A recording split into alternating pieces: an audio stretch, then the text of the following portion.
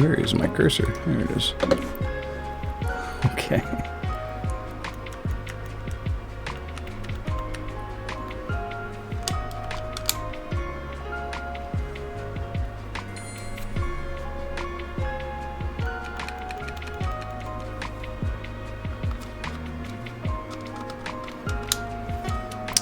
Okay, so what we have here is a broken L button. You can see that if I hold select and push the R button, the screen gets brighter. And when I hit L, it should get dimmer. But it does not. Used to kind of, but now it doesn't at all. Oh, actually, look at that. I did make it go dimmer. I just kind of had to moosh it really hard. Oh, okay. So if I like really moosh my L button, it will work. But I have to really smoosh it. So we're going to try and replace that switch and see what happens. Got some new switches here. Oh, that's magnetic. All the way from Germany.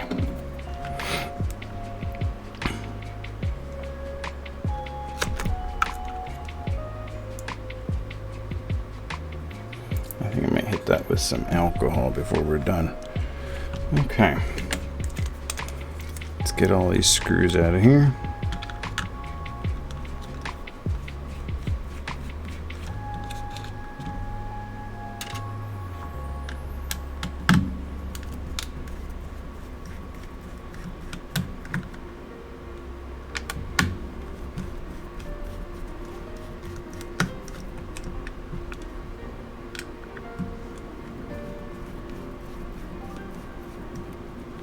What? What are you doing? Why did it go back to Fire Emblem music? That was weird.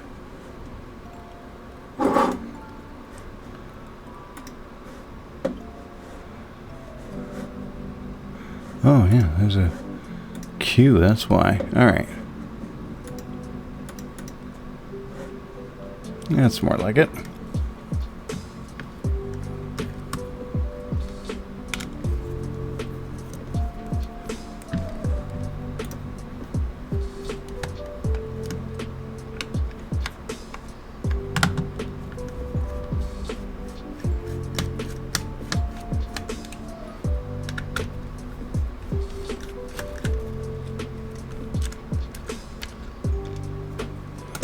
Alright, let's try not to lose any of these screws.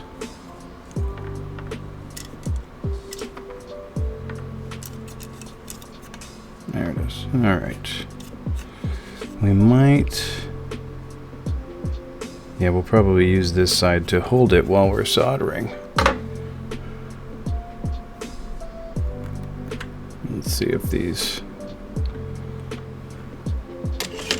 are the same. Let's play a little operation here.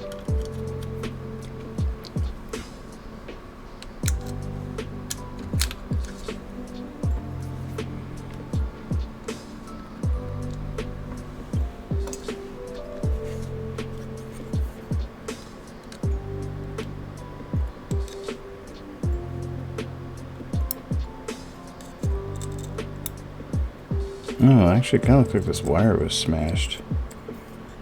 I wonder if that was the problem the whole time. Maybe there was nothing wrong with the button at all.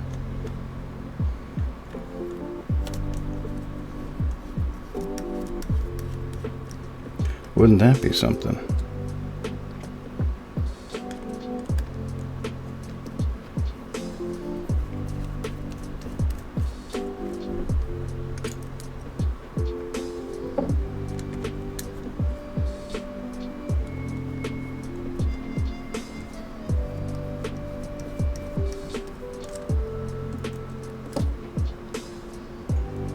Let's see.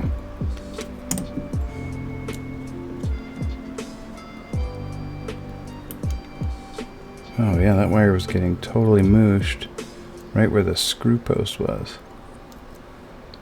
I wonder if that was the issue the whole time. Maybe there's nothing wrong with my switch. But then I thought for sure I had tested it with a Metroid game and it wasn't functioning great.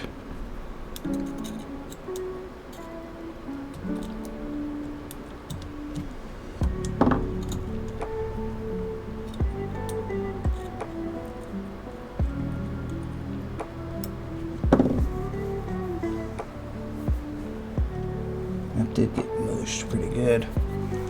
Let's see if I have any caps on tape. Boom, boo doo doo doo doo.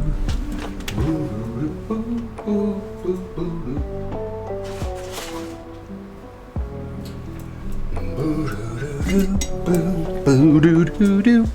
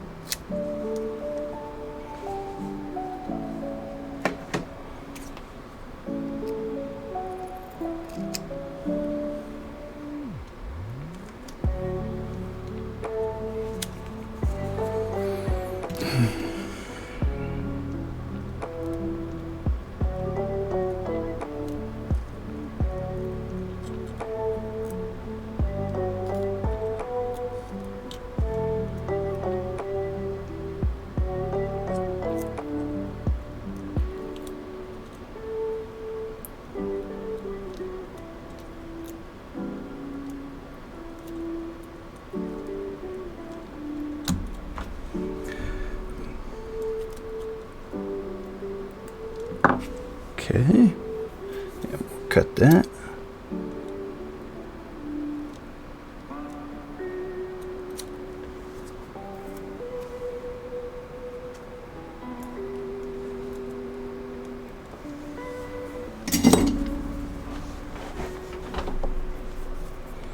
Okay, let's tuck that in there so that it's not getting smooshy mooshed.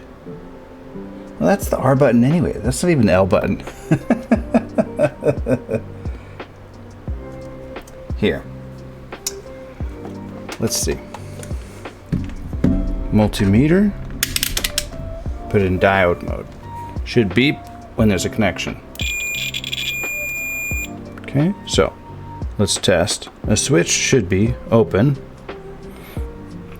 when the button is not depressed, so no beeping. Okay, and then when I push the button, it should start beeping. So that switch is good. Let's try this switch. These are my new switches, all the way from Germany. New switches are good. Now, let's test the switches that are currently in there.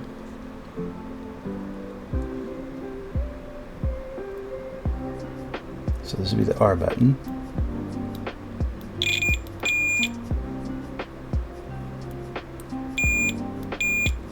Okay, depresses fairly easily.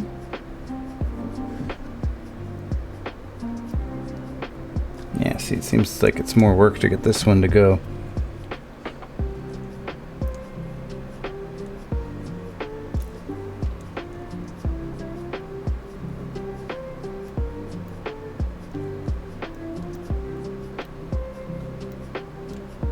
Fascinating.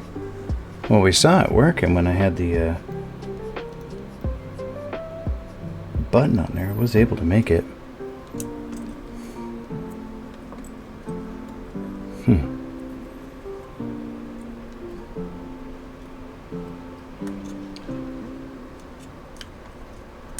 Let's see.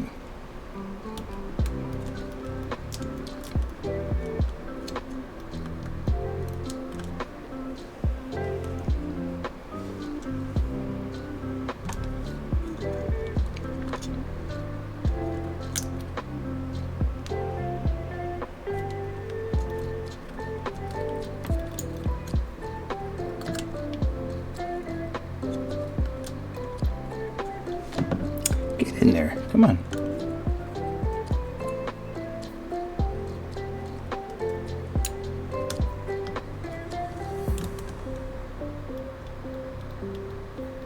Alright, let's see if we can make this thing beep again.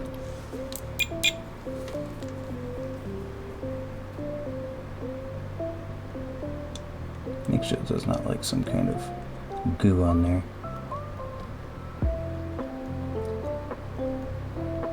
Yeah, there's a little bit of connection there, but I mean that's not dissimilar than what we're reading on the other side.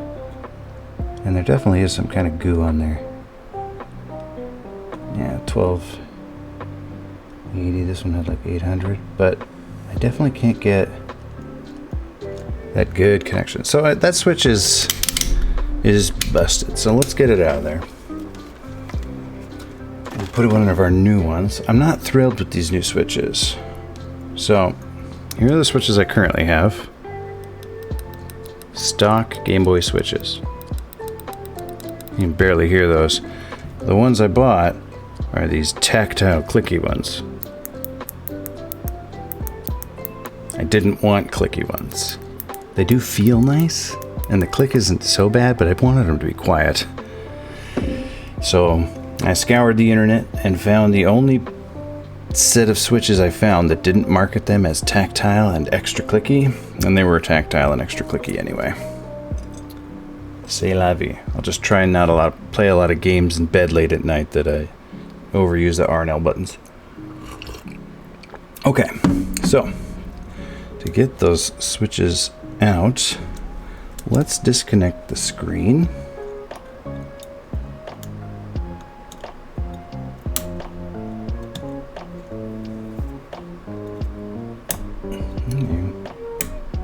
I suppose we should probably be warming up our soldering iron at this point too. And disconnect this ribbon cable.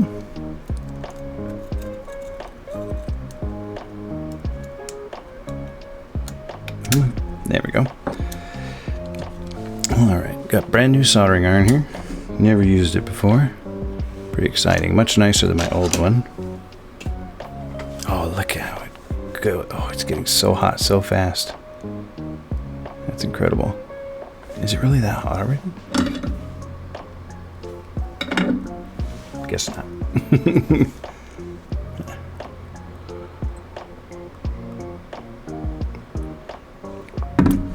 Alright.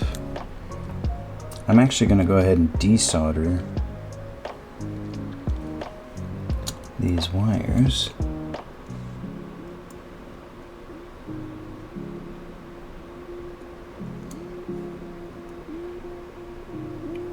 Because the switches are coming off anyway.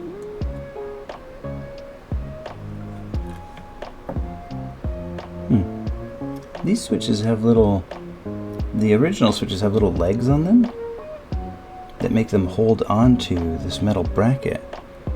The new switches don't, and might end up a little thinner for it. Although the new switches have kind of like a taller button, and that's probably why, so that they're gonna sit further back against this metal bracket here, which you can't even remotely see. Let me see if I can get it closer. Come on camera. Come on camera. Nah, it doesn't want to focus at all on this. Or I got too much light on it or something. Just have to trust me. Alright. So let's go ahead and remove those wires. Are you hot? Nice and hot. Okay.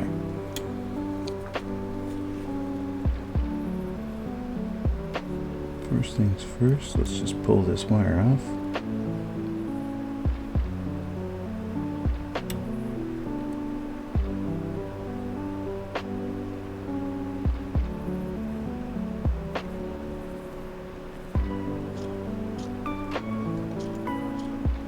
Wow.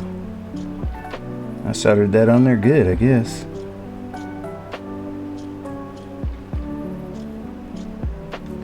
What?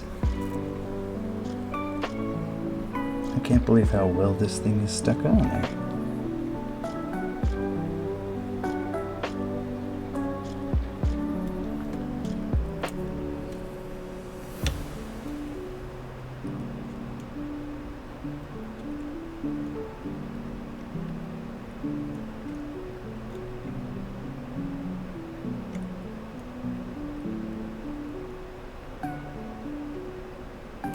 Gosh, maybe I won't pull that wire off. I'll just try and remove the solder instead.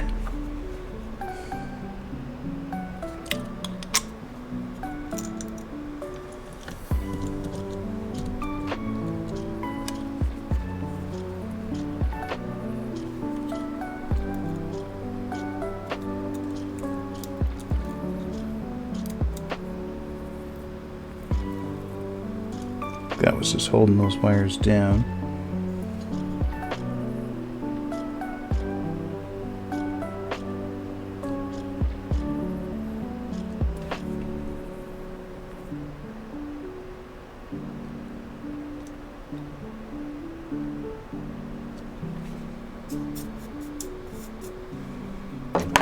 Says it's 750 degrees. You'd think that'd be hot enough to melt some solder. Let's see if it melts my solder. Yeah, that's not very hot, I guess. Oh, okay, no, it's melting that.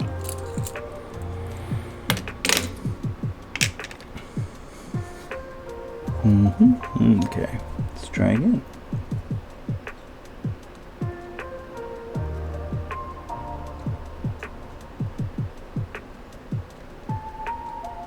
I sense a soul in search of radishes. Hey, Timmy. Yeah, this is a new kind of knitting. We're knitting with solder and flux. Alright, I got that wire off. Let's get the other one off the other button here. I'm going to put new switches in my Game Boy here. Kind of need... I wonder if I have like too much light here. It's kind of out of focus. Let me see if I can put a little less light on the situation.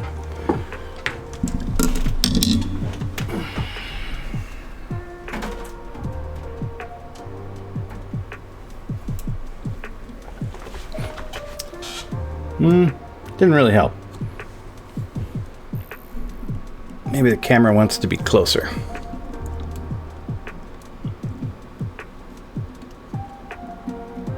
It just doesn't really want to focus on what we're doing here.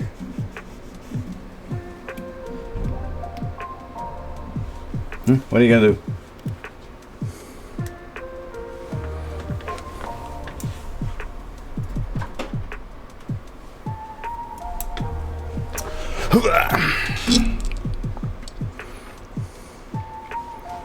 Anyway, these are new switches. I don't even know if I can get the camera to focus on them. I don't know where the camera wants to focus. Seems to want to focus on my shoe down there. Maybe that's the problem. Maybe I've got it too pointed. That way. Maybe you'll like this better. Well, that is a little better. Okay. Alright, let's bring it back up. And try not to show my feet. Oh yeah, that's better. Look at that. Okay, so you can see we've got 2 little micro switches. It's not perfect, but it's better. And we're going to try and take the old ones out of this Game Boy and put new ones in. Alright, wire, go over there.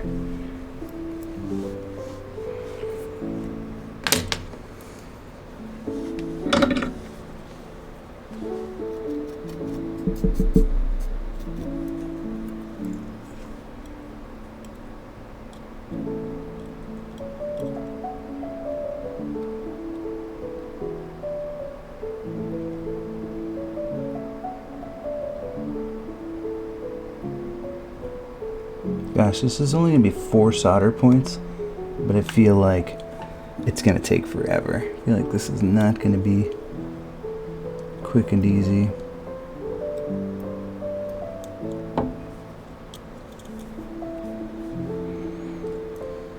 Okay, so those went...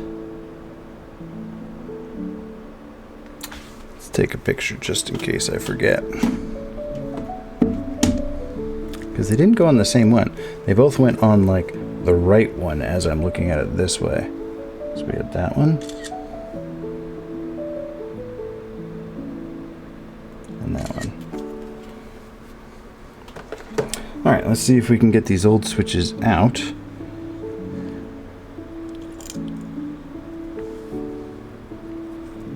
Guess we'll remove this one too.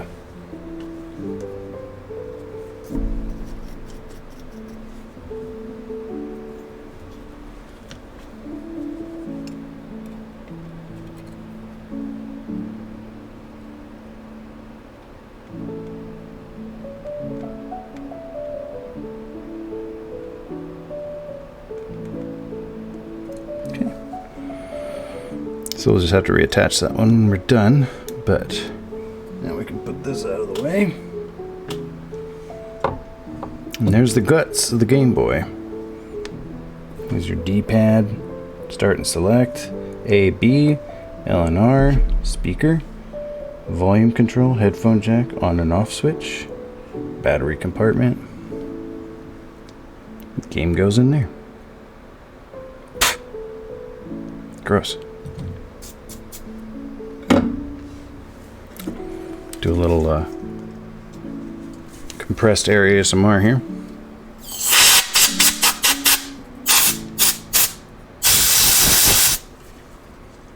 Trying to blow away all my screws and switches. What's up, bitch?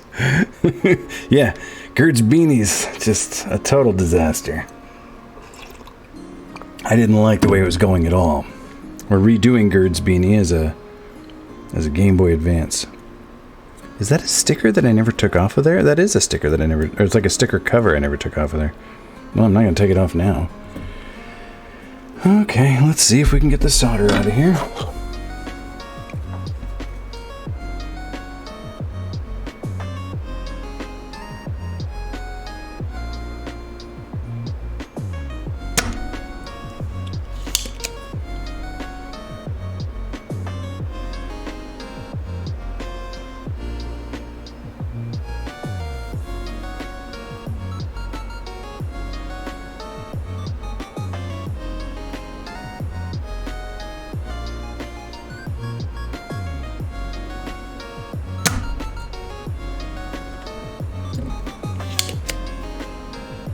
This solder is on there really good.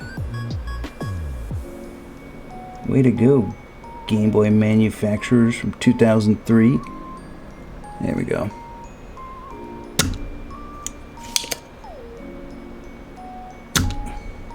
Got it.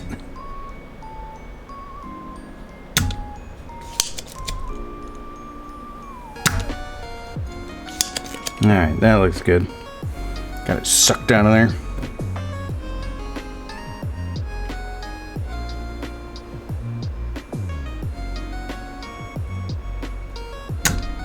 This soldering iron is literally twice as hot as my old soldering iron.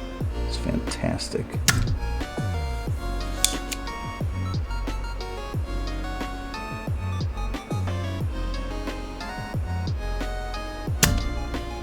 Made a little T1000 mess there.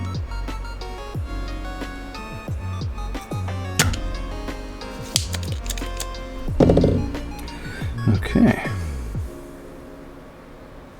Let's see. Maybe I'll get lucky and they'll just both wiggle right out. I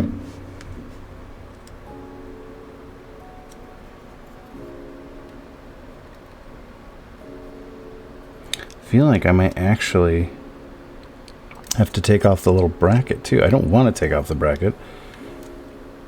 I absolutely don't want to take off the bracket.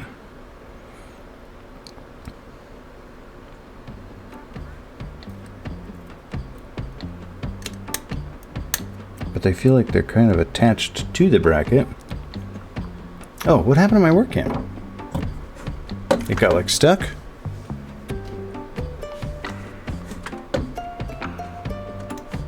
Let's try this. Okay, that was weird. It got like stuck. I think I must have moved the USB cable in it like... So all that work I did, you couldn't even see. It's alright.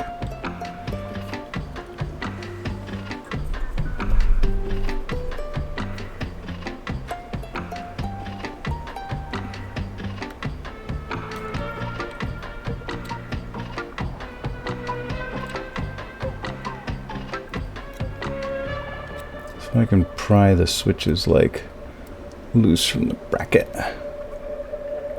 They're like little plastic feet going through. Oh, Yeah, they came out. The little feet came out. Or they broke off. There's something on my finger that it looks suspiciously like one of the feet.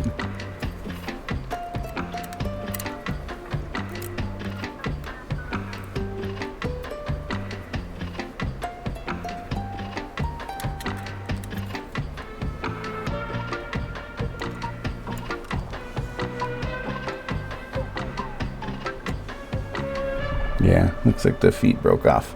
That's fine.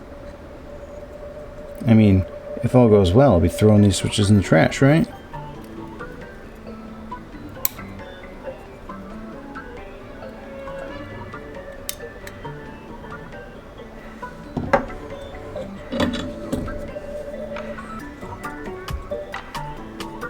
I'm gonna try and pry this thing loose.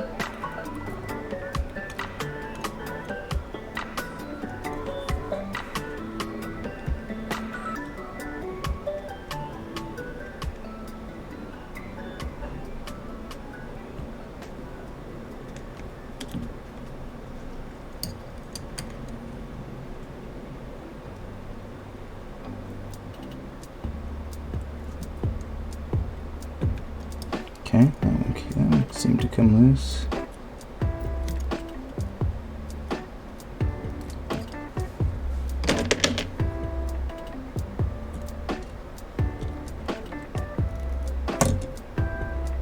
Whoops. Found a little more solder in there.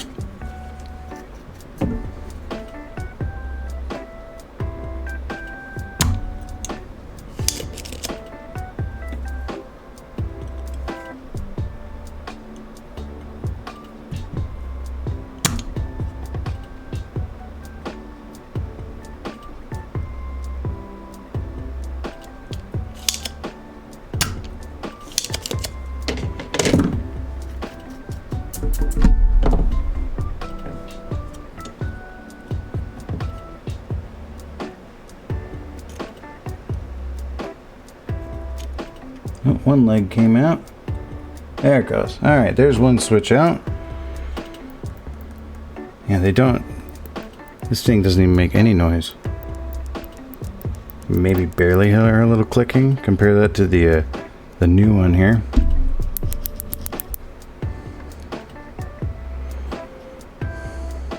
And let's test it now that we got it out. Which one was this? This one was the R button, so this was the good one.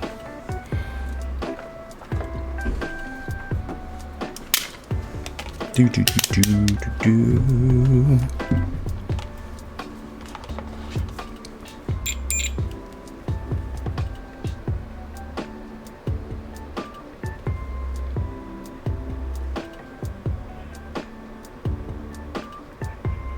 Come here, you. Hold still.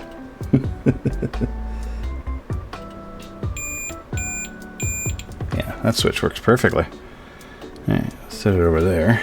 Let's not confuse it with the new one. Well, we couldn't confuse it with the new ones I'm putting in. They're so loud. Alright, let's get this other one out. Wiggle it out the way we did that other one. Pop the little feet off first. Just kind of sticking these tweezers in there and then turning them. Wow, that one came out even easier. Popped right out once I got the legs on it. I guess I got the solder off right the first time. And yeah, same thing. 2 legs popped off of it again. Alright, let's test this one. This is the one that was giving me grief. It's the whole reason we're here tonight.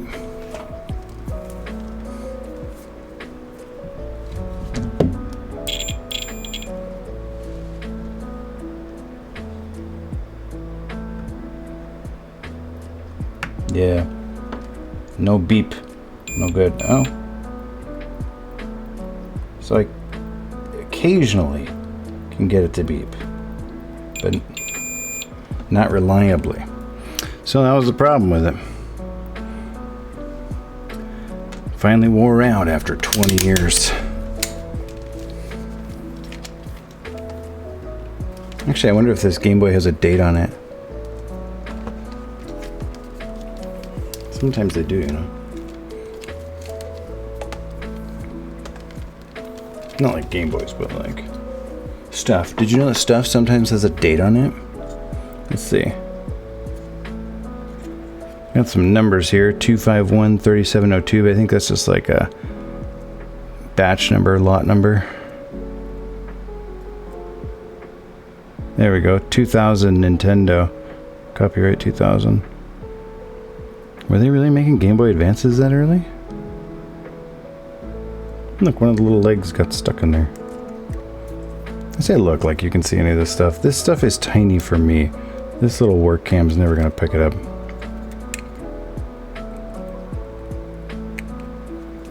Let's just see if we can stab it out.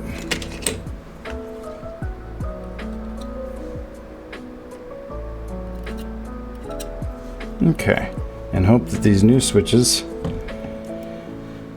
sit right against those brackets. Doesn't matter which one we put where. They're just switches. Uh-oh. Ooh, interesting. Okay, so they're tending to sink down a little low. Like I need it kind of up there, but it kind of goes all the way against the bottom. So I may have to like tape it in place to get it where I want it. Because I want it where the other button was, so that the button sits against it right.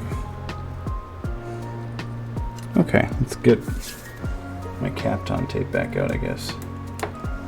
This is Kapton tape. I think it's called Kapton because that's the brand.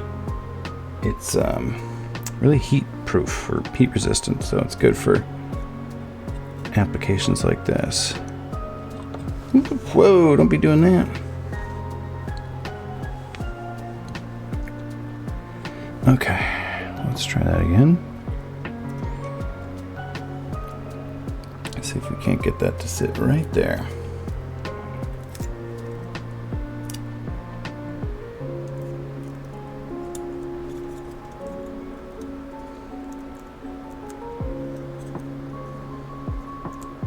Wow, that looks terrible, but it's like weirdly in the right spot. Okay, so I got the tape holding it on there now. Let's do a dollop of solder here.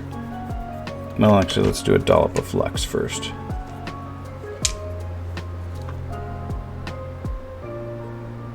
Help that solder flow a little better.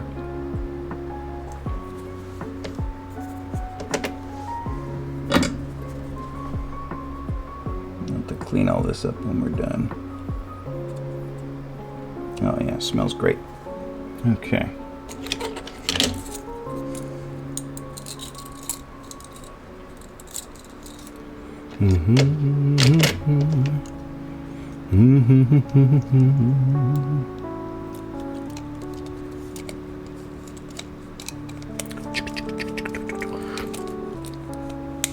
Okay.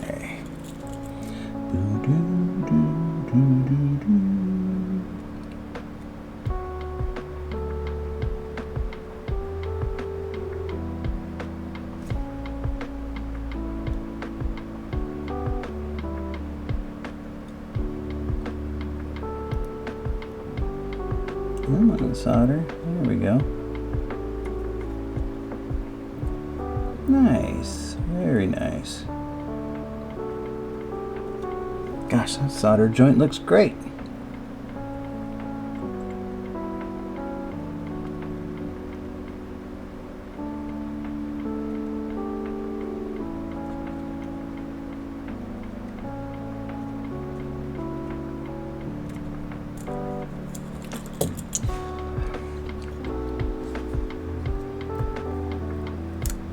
Like totally paranoid that I'm gonna...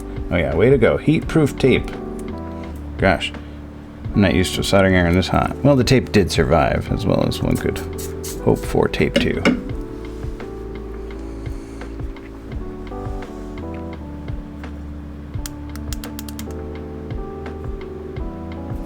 Awesome. All right, let's scrub it up a little bit. Clean that gunky flux off. Although I'm gonna have to put a little more flux on there again when I reattach the wire.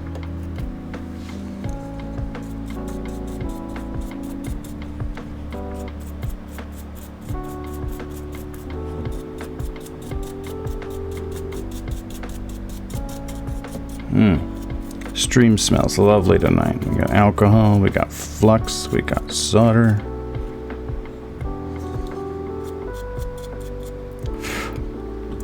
We got some tea.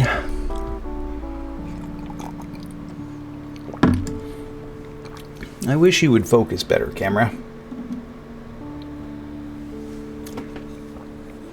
Alright, let's dab that up. My little lint-free cloth here. Alright, and let's get another piece of Kapton tape for the other side.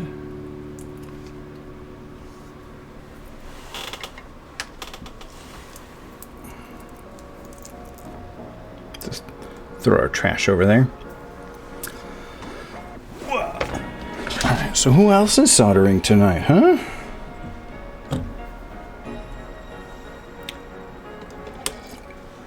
Probably should have cleaned this up before I soldered the other one in. Too late now, huh?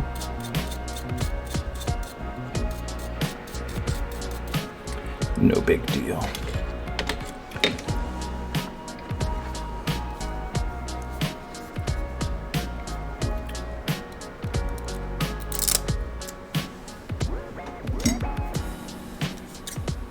See if we can get away with a smaller piece of tape this time.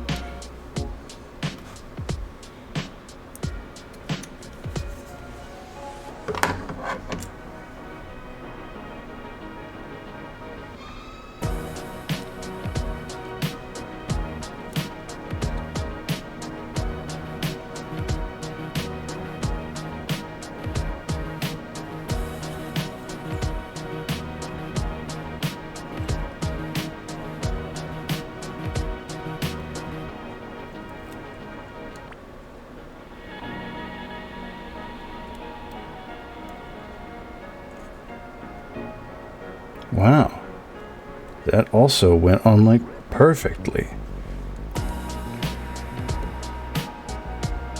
This is normally the kind of thing I fumble 45 times before I get it right.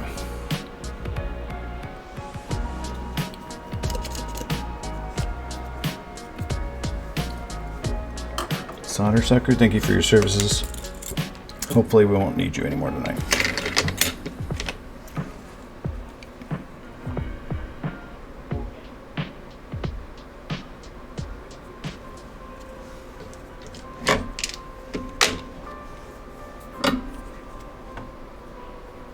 Melt that flux. Okay.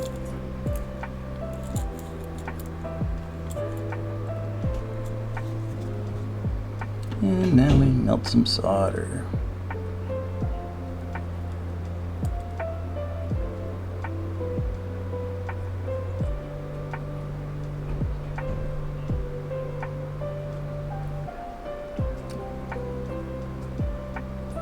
Wow. This soldering iron is so good, it's tricking me into thinking I'm good at soldering. Holy heck, apparently I wasn't terrible at soldering this whole time. That soldering iron was too cold. Get to work food rescue the next 2 days and see all my peoples. Excited to see what leftovers they're gonna have. Thanks for the help, sucker. Food rescue? What the heck is food rescue? Like I am wont to ask the 6-year-old, what the flip are you flapping about?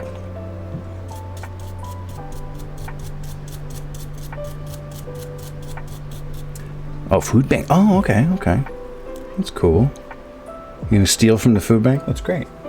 I like to volunteer with the food bank and donate to the food bank. I mean, I don't like to. I don't like standing there in the grocery store asking people to buy pencils and stuff, but I always have a good time when I do bring my kids. And, you know, when the store's like, do you want to round up for the food bank? Heck yeah, I do.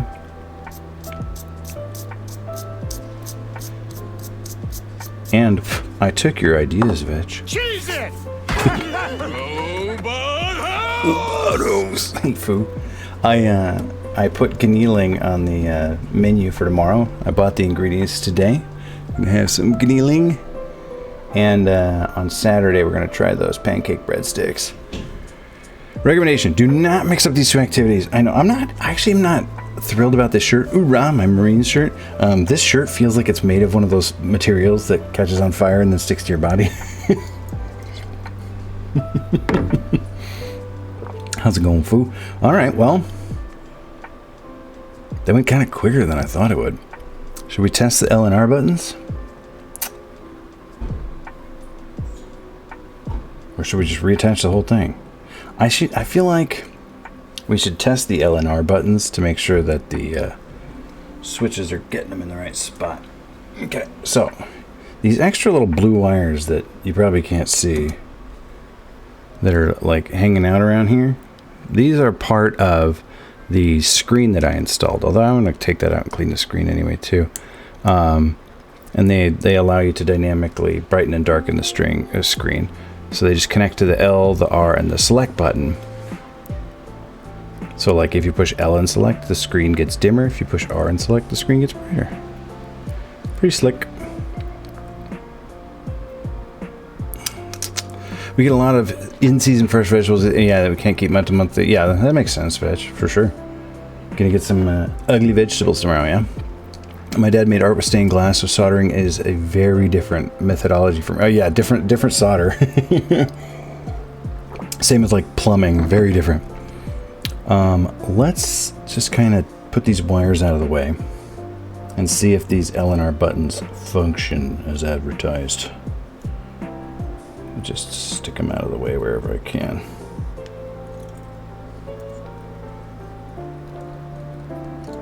And just put this thing back together enough to turn it on.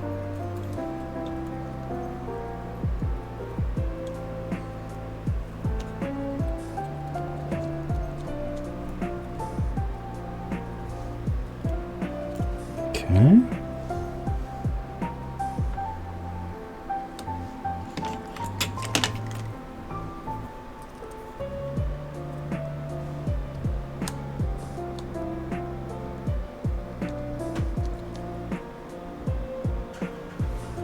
Oh, it's not going down all the way because having the Game Boy sitting on the desk here is actually like depressing the buttons. So they're kind of pushing the PCB up. Put this one in. I'm not going to put the whole thing together. Just enough to test the buttons. $25 roast. Nice, nice. Finally, some good comes from volunteering.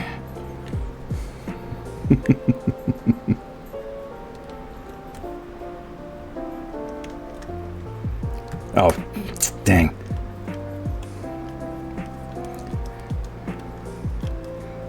I mean, you could put vegetables in the freezer too. They just wouldn't be fresh vegetables anymore. Oh, let's maybe attach the screen to the Game Boy to test this L button, huh? Kind of smoosh the ribbon cable under there. It's really stuck under there. All right, Game Boy. Have it your way. Have it your way. Have it your way.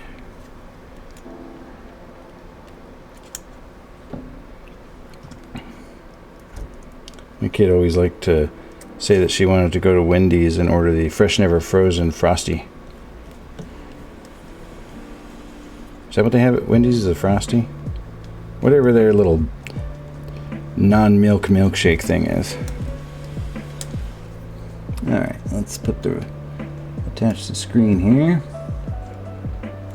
Why is this ribbon cable so snug?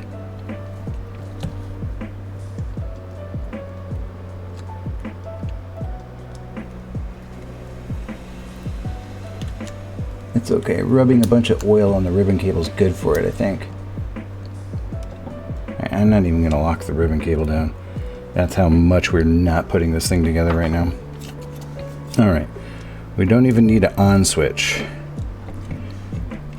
We do need our R and L buttons, though.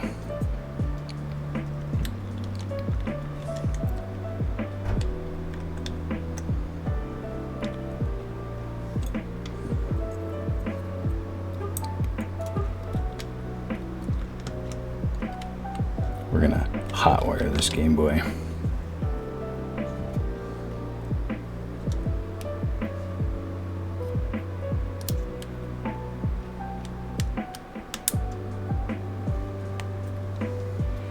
Alright, tuck these wires in so they don't get smooshed. Where'd my other tweezers go?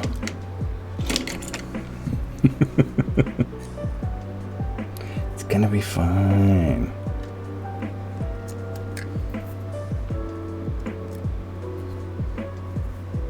Let's kind of tuck them in this little screen bracket there. Nice and out of the way. Perfect. They should market this thing this way. 3D printed screen bracket. Also holds wires out of the way while you're repairing shoulder buttons. Okay.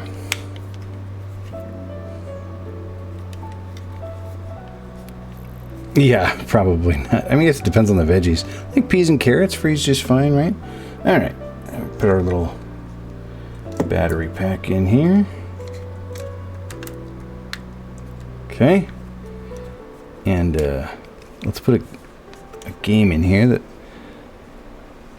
because we can't test the screen brightness now because I haven't attached those wires, but we can just test the L button in a game. Alright, so I'm currently holding the Game Boy together. And let's turn it on. Wait, where's the switch? Oh, there it is, down there. Okay. Ooh, look at that. Lovely. Lovely. It's not supposed to look like that.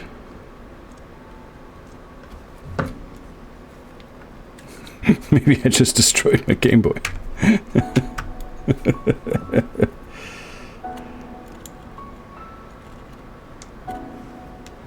What is that? Alright, maybe we need to put it together a little more than I have put it together.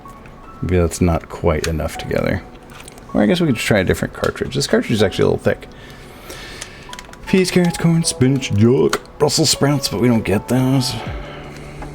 You don't like spinach? Man, I love spinach. I don't know if I have yet met the vegetable I didn't like, though. I have never seen... Maybe I broke my Game Boy screen.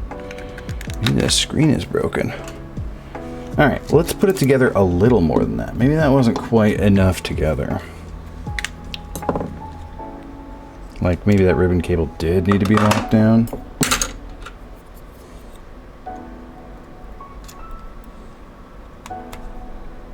I can't imagine what I could have done to it if I had actually broken it. I think maybe that ribbon cable was just not quite seated all the way. No. We're far from panicking. I've messed too many things up and fixed them to panic yet.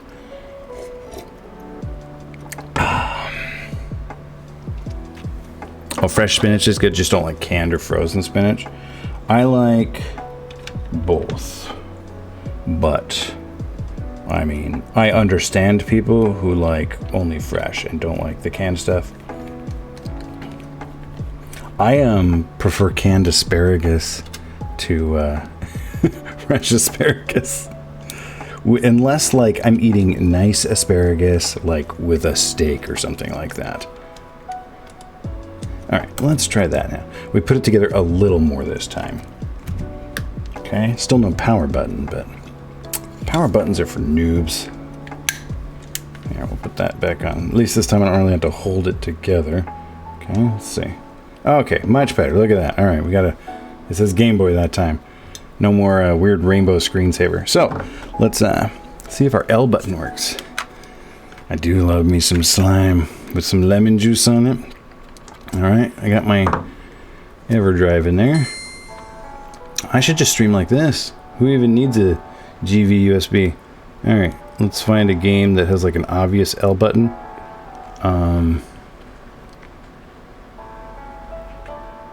Gosh, I don't know what game has an obvious L button. Mario Kart? I think Mario Kart L button is like how you use items. Is that loud enough? Can we hear it? Man. Okay, start button still works. A button still works. B button still works.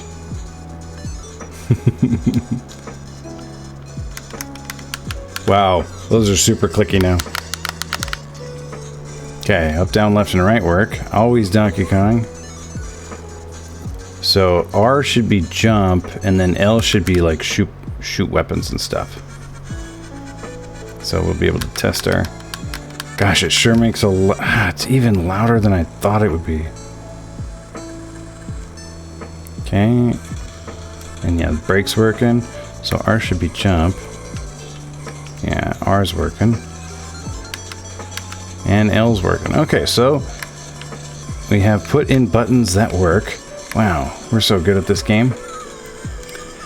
The click is satisfying, and that's why they're sold that way, Foo. But I was myself looking for not clicky ones. I especially ordered these switches here from Germany because they weren't advertised as clicky, but they were clicky anyway, because everybody wants the clicky ones. But I play my Game Boy in bed next to Sarah, and she doesn't want to hear that.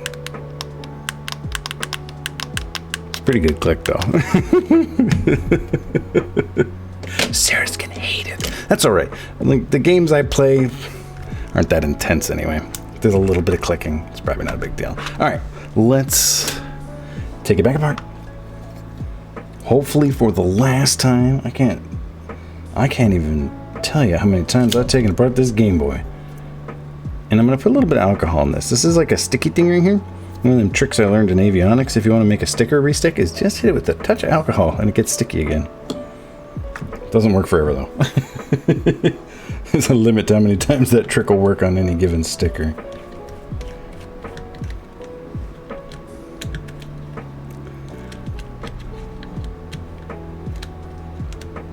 Alright, where's the other one? And we'll put the rest of these panels in. And actually, while we have the thing apart, I want to clean this screen too. There's like a little moat of dust underneath my screen, and it kind of drives me a little bonkers. Oh, I melted my thing here. What's up, Raiders? What's going on, JDO? Did you catch any fish?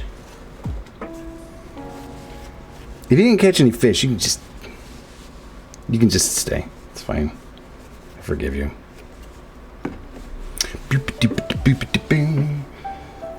JDO here was playing Edo Yakuza. Yakuzedo. I caught so much fish. Like at least 20 fish, and you missed all of it. I mean, I was lurking for all of it. What does there mean, really?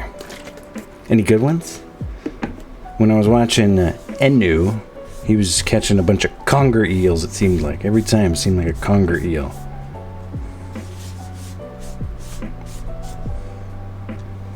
Must have a lot of conger eels over there in ancient Japan. I mean, don't get me wrong. If I caught a conger eel, I would be pumped about it. And when I lived in Japan, there were, like, you know, Japanese locals who would come on the base and fish, and it always seemed like their buckets were full of eels. They just caught a ton of eels. Here it seems like in Seattle that people catch a bunch of little squids. They go fishing off the like pier down by the aquarium and fish up a bunch of little squids. Oh, they look fish-like. Not a fish expert, huh? Me neither. I know what the fish in World of Warcraft look like. Don't get me wrong. I love fishing in real life.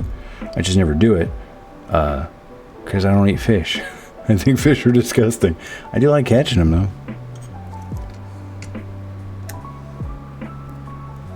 All right. We are repairing a Game Boy today for the Raiders joining us.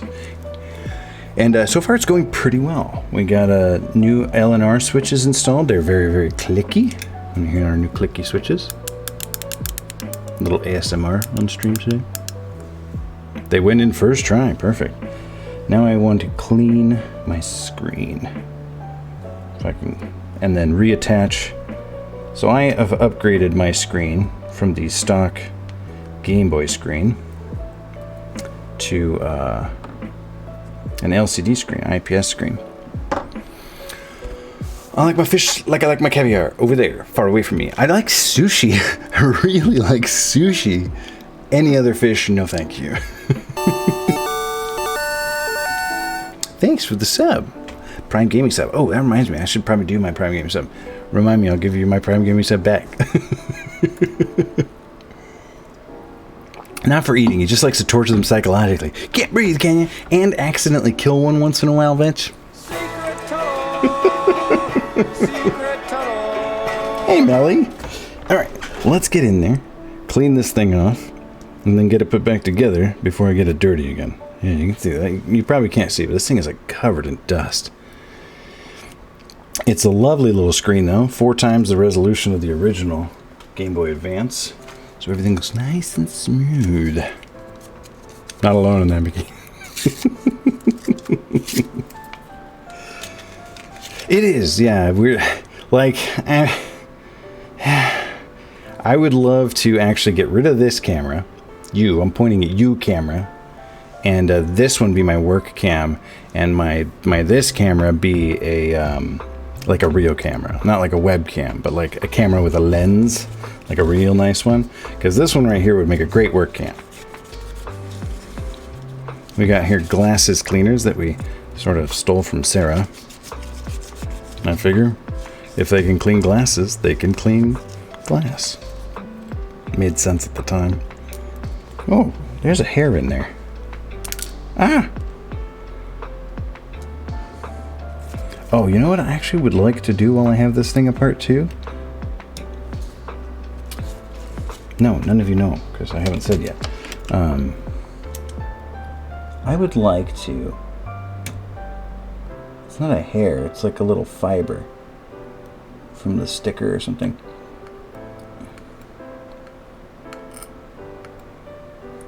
I'm about to scratch the glass screen here trying to get that thing out of there. Oh, they all get waves, but I don't get a wave? Fine. This screen is actually like coming unstuck because I'm pushing too hard on it. Oh, and I'm dropping all my buttons. I want to do 2 things. I want to... Here's my issue. This right here, this little clear part that keeps falling out, that goes on the power LED. The light that's like, I'm on, a little green light that says, you've turned me on, good. That thing is super flippin' bright. It's so bright, it's like distracting when I'm trying to play my Game Boy in the dark. Number 1, thanks, Fetch. Number 2, it's so bright, it shines through the button. Like, the button glows in the dark. So, what do I do about this? Do I like Sharpie the inside of the button with a black marker so it can't shine through? Or can I dim this LED somehow? Can I just Sharpie the LED?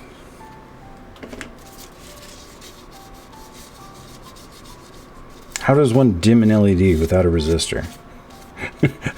How does one dim an LED with a mug full of desk gear? Okay.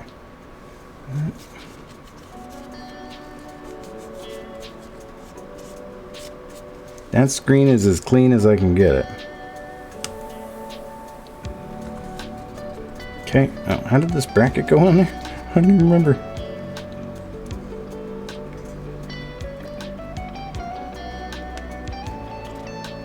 I think that these 3 went through there like that. Somebody rewind the video and show me what this thing looked like before I took it apart. I think it went like that. So the screen needs to go over slightly so that can sink down.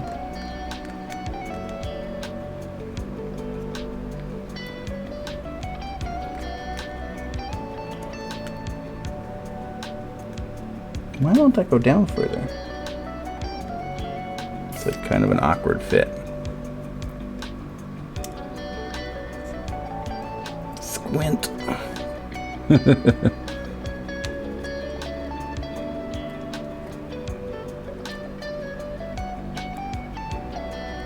Okay. The PCB will help hold that in place too. Alright, so now, where did these 3 wires go?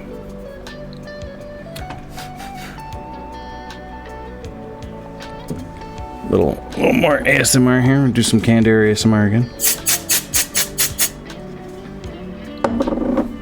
Alright, so here's the PCB. Where is that darned LED?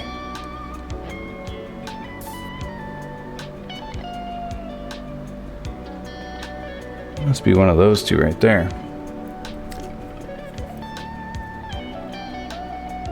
Why are there two of them? Oh, one's red, one's green, I'll bet. Dude, you know what? We are just going to put some Sharpie on there. We're just going to see if we can dim the LED by painting it black.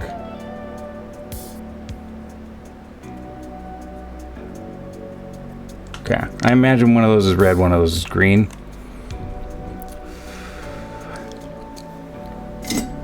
Or maybe like one's yellow. No, I don't think this one has a yellow. I think this one just has red and green. And when it's charging, that light is just off. I believe on the SP, it's different. Like it's got a yellow light for like I'm charging, and red light for I'm dying, and green light for we're good to go. All right, so where did all this stuff get soldered to? That's where the select wire got soldered. Oh gosh, I don't know which of those wires is which now.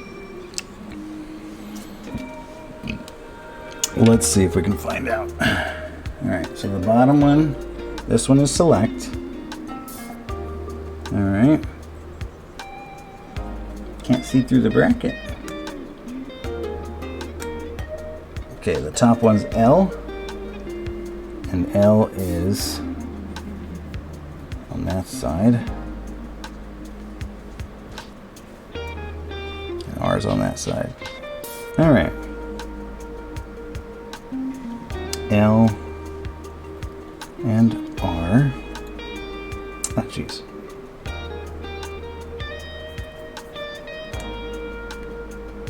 I mean, it wouldn't really matter if I got them swapped. It would just mean that R made it dimmer and L made it brighter. And would I really care?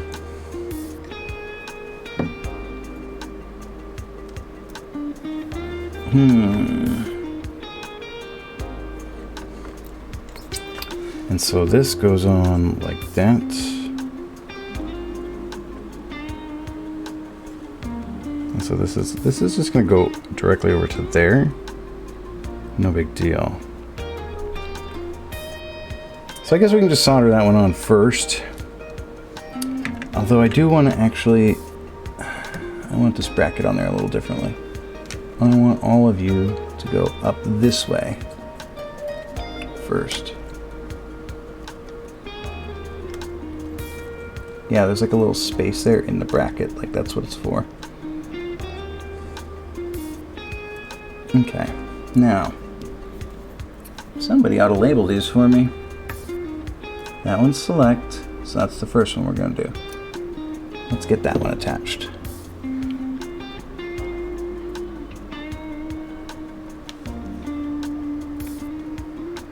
Got a whole micrometer of exposed wire here. Jeez, why is that so small?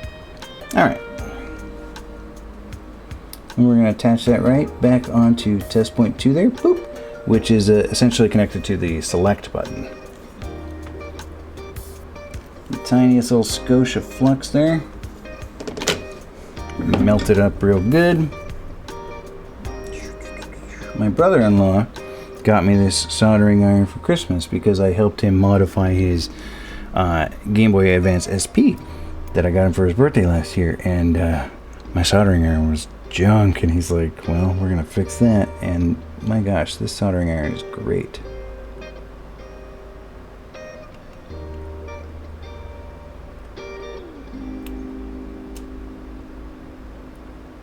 Sometimes I think I'm a terrible at a thing, and then get to learn later that because my L switch was dead. I had one of these little switches in here.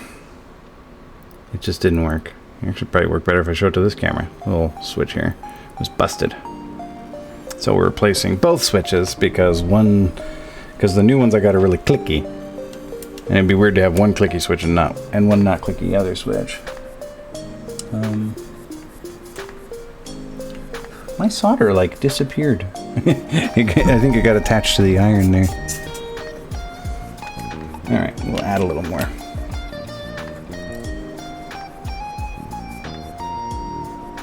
And this time we'll try and leave it on the test point instead of taking it away with me. I said we will leave it on the test point. It really doesn't want to stay on there.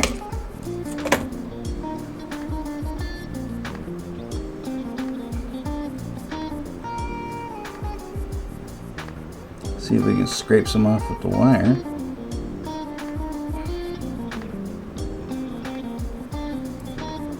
Yeah, my old soldering iron was not this hot. It never had this kind of problem.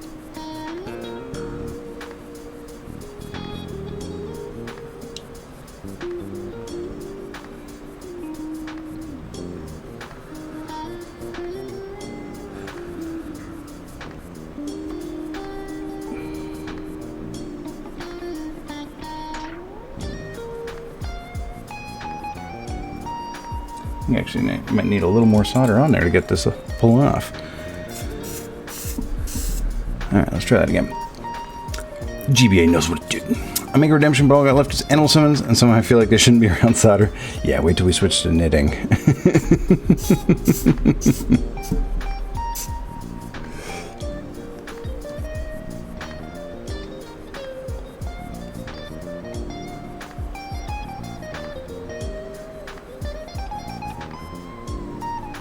Wow, this solder is just sticking right to my soldering iron, no matter how much I put on there. I'm just going to glom it on.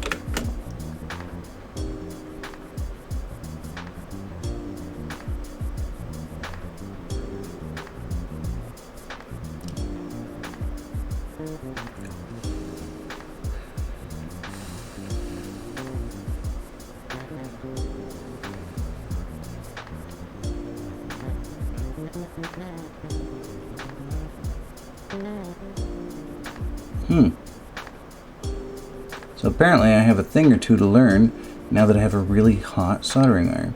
I mean, I could just lower the temperature, I guess. But I feel like I'd rather learn to do this properly. Oh, I did it. Oops. Well, it's stuck anyway. And then I undid it. Good job, Michael. Oh, there we go. Hey, that looks great. Okay.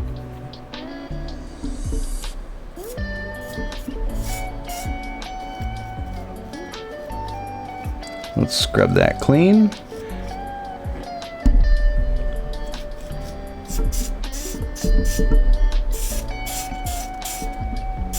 All kinds of ASMR today. Alrighty.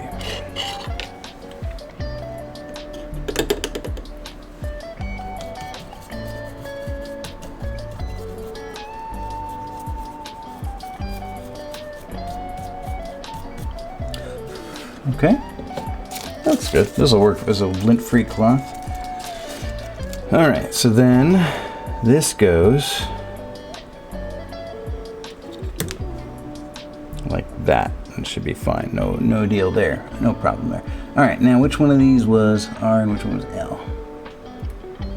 Okay, that one's R, and R goes over the LED. So.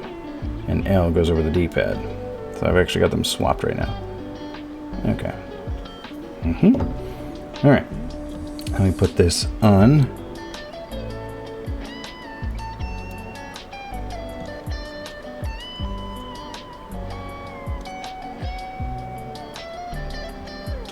Oh, they can't go exactly right there. They're gonna get mooshed.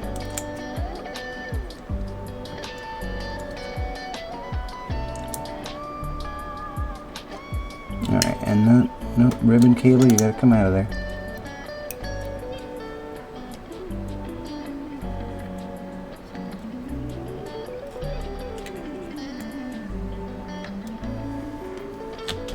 Okay.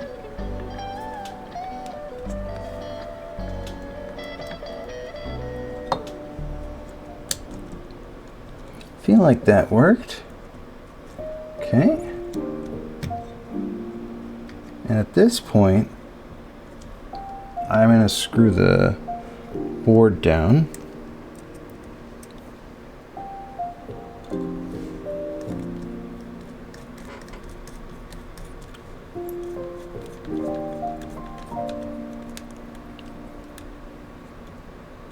Good.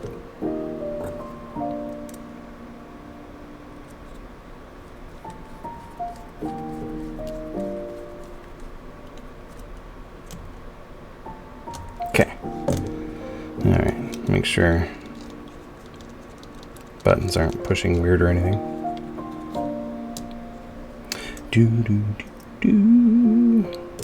Oops.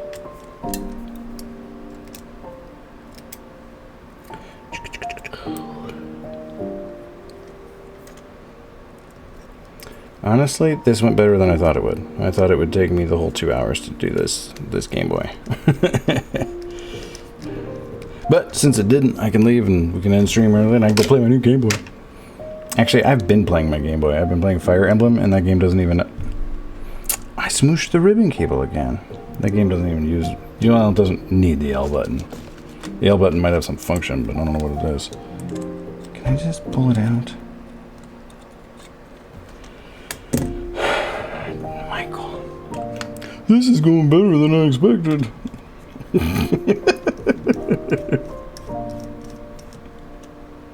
Why do I say things?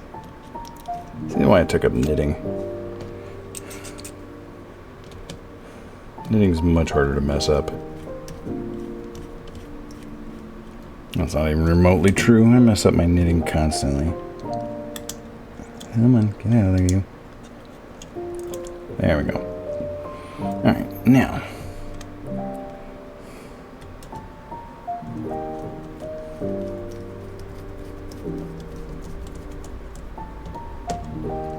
Let's put the PCB down. Who can tell me what PCB stands for? That's P as in primary, C as in circuit, and B as in Bravo.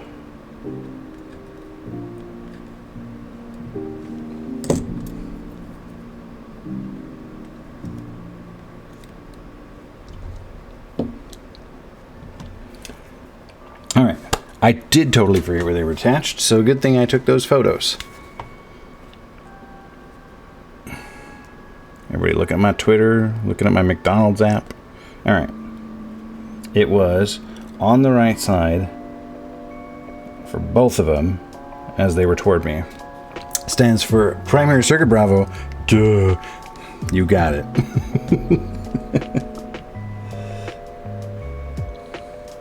Oh, first let's actually clean up this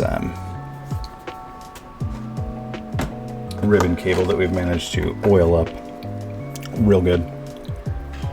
That's the only thing that is original in this Game Boy anymore is the primary circuit Bravo. Everything else has been replaced. New speaker, new screen, new case, new buttons, new battery, new owner. I bought this from somebody in Alaska, I think, on eBay, and immediately tore it apart and threw away most of it. No, I didn't. I never throw away hardware. It's all sitting in my garage, where it will live until I die.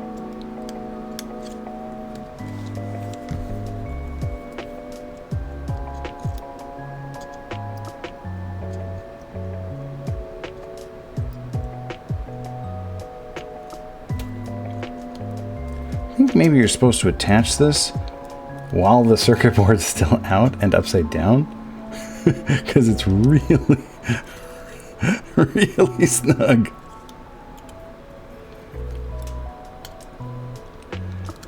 But I did it once already without detaching it, so I'm not gonna do it. I'm not gonna unscrew those screws again. You go in, ribbon cable.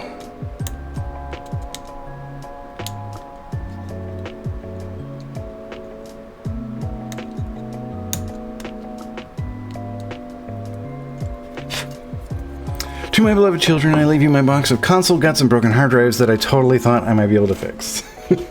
I knew I wasn't going to fix them any time out.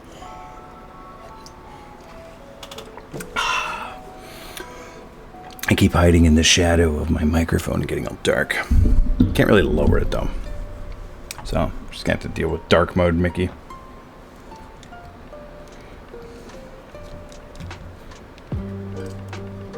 I'll probably also leave them several miles of yarn.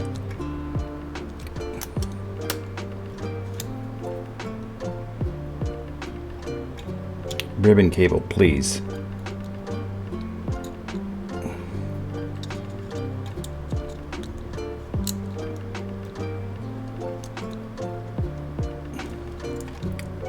Okay, now that I've got it almost in, let's clean it one more time because I touched it again. Dark mode Mickey equals Dickie. Dickie's probably better than, well, never mind, I'm not going to say it.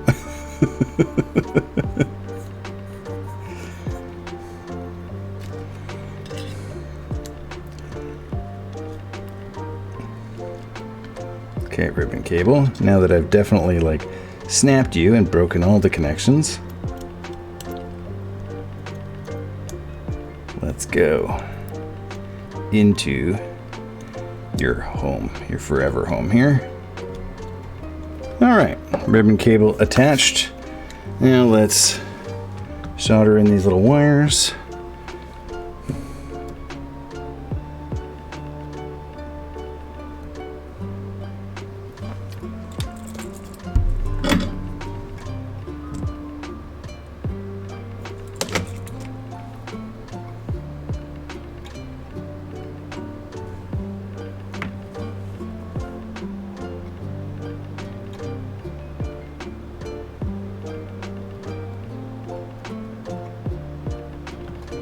That was way easier with an existing like blob of flux to or blob of solder to attach it to.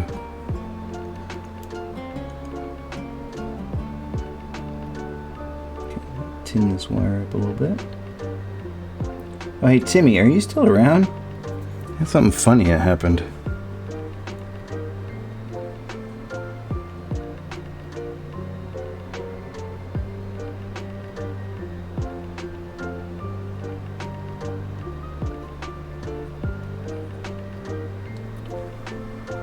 Looks good.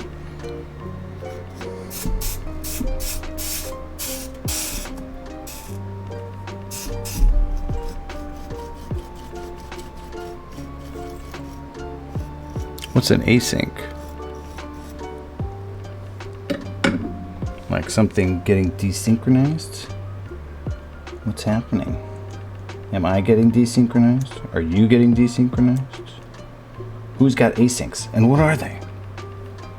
I'm going to tape this wire down and out of the way because too many times I have put this Game Boy back together and a button didn't work because I mooshed it with a screw.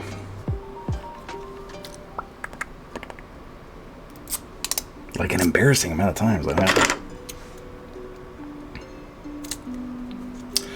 Oh, multi-world lingo. Yeah, Fu said yesterday or the day before, Sunday, that he was doing a multi-world.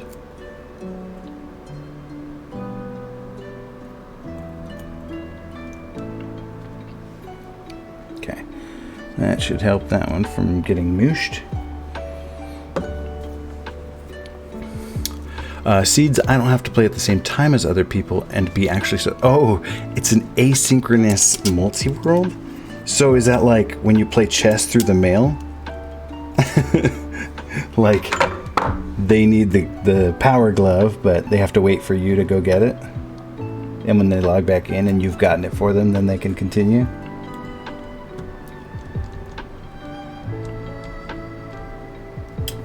There has to be a more modern analog than playing chess through the mail. All right. All right. Did we have a Game Boy now? Okay. All right. L button goes over here.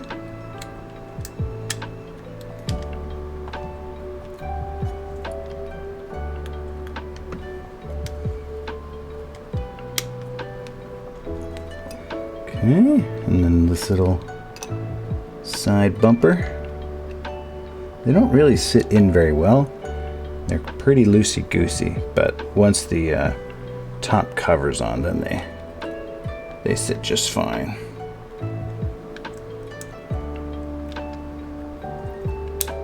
Alrighty.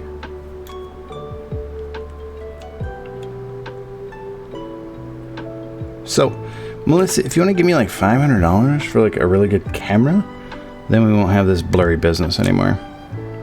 Or I mean, I could just stop doing soldering streams. I mean, it's the first time I've soldered in forever, so it's not really like in danger of happening a lot.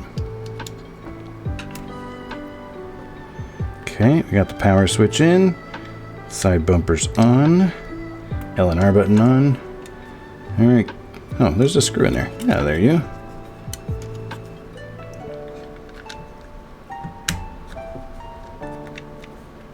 Oh, there were 2 screws in there. I didn't get either of them out. All right, snap it all together. Why is that so far apart? That feels weirdly far apart. There was another screw.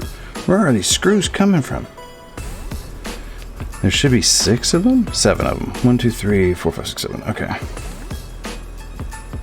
I don't know why that's not going down all the way.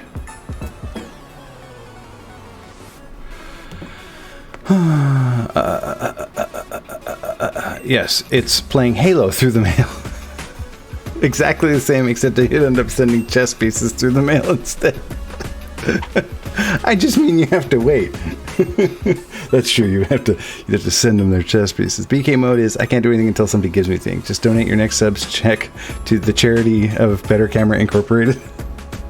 I actually am like technically I'm not like an incorporated small business, but I do have like a small business, so I could buy the camera and then like tax write-off for my business. Mickey Dad Red Media. Like if I spend money on the stream, I'm contributing to like a community art project, and it is eligible for write-off. Why is that so far up? And when I push it down, it's like pushing the screen cover off.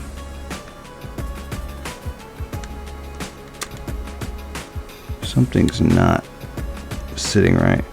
It's good on that side. Oh, you know what? I think I got these bumpers on reversed.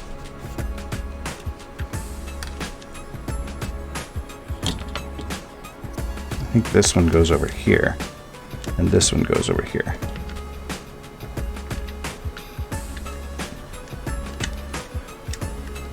Yeah, that looks much better. Okay.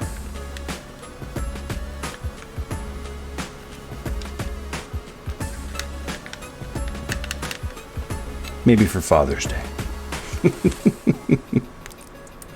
All right.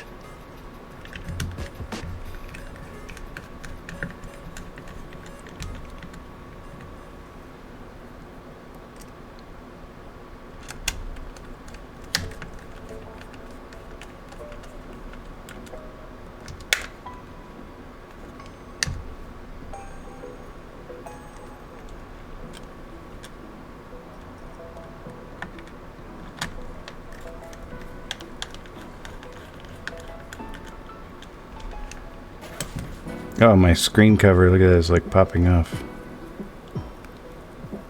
That's alright. Maybe we will pop it off, give it the alcohol treatment too, and stick it back in.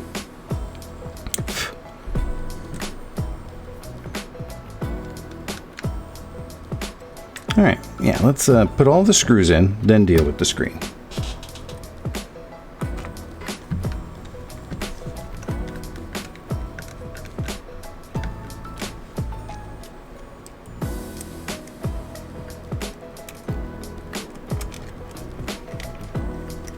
I'm not sure if it counts as fixing if you break other stuff along. I have never fixed anything in my life without breaking 3 other things first. I don't think I've ever even cleaned up a mess without making a bigger mess first. It's entropy. That's not what entropy is, but if you don't know what entropy is, that's what entropy is.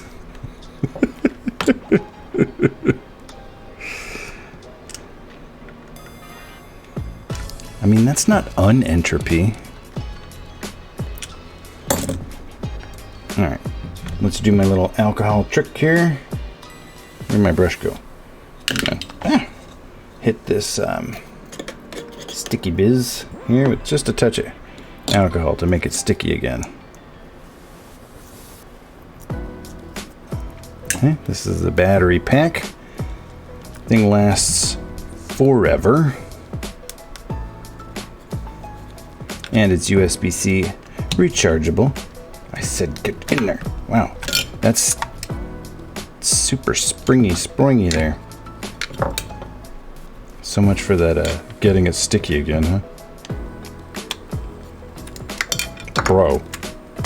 Get down.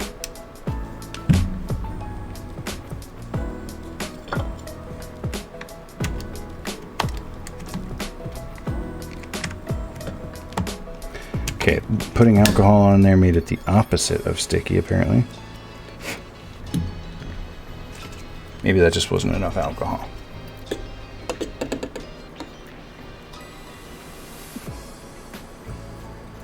Yeah, it seems to have done that. Maybe the glue that we used on airplanes was different.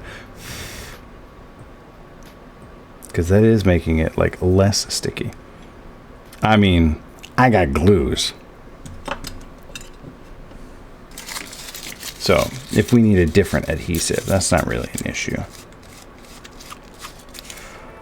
No, that's pretty sticky now.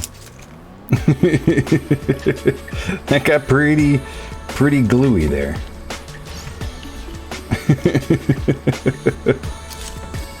It just needed more alcohol. Okay. There we go. If alcohol isn't solving your problem, JDO, you're not using enough. So my granddaddy always said.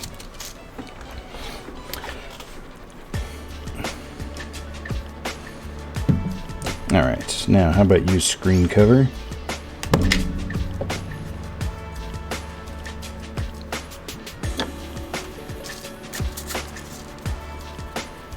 It made it kind of tacky.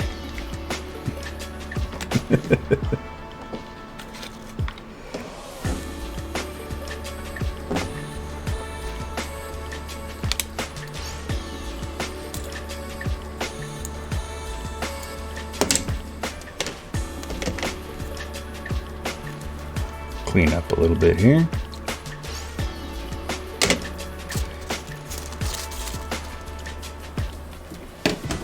Use this other glasses cleaner here.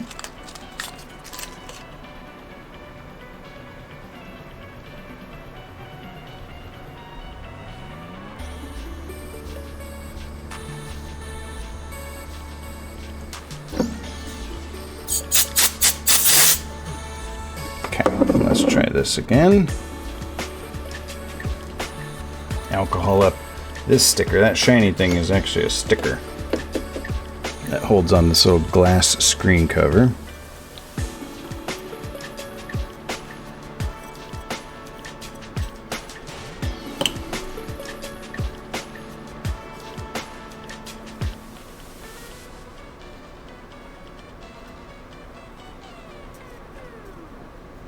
Dripping alcohol in there.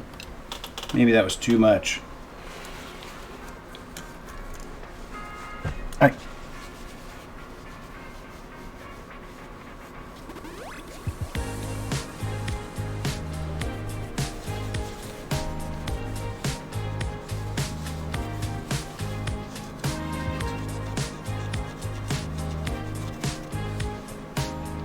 Alright, let's drop it. Get glue all over the screen. Oh, that does not fit in there very well.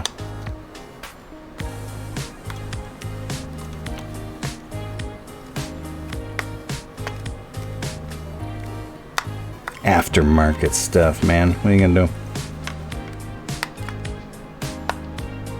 Seriously, it's not fitting very well at all.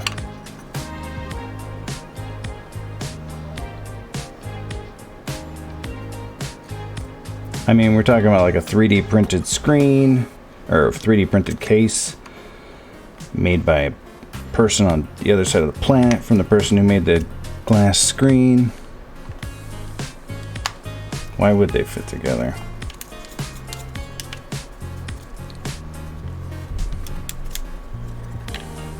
Although I swear they fit together better before than they do now. Oh, this thing is like sticking out.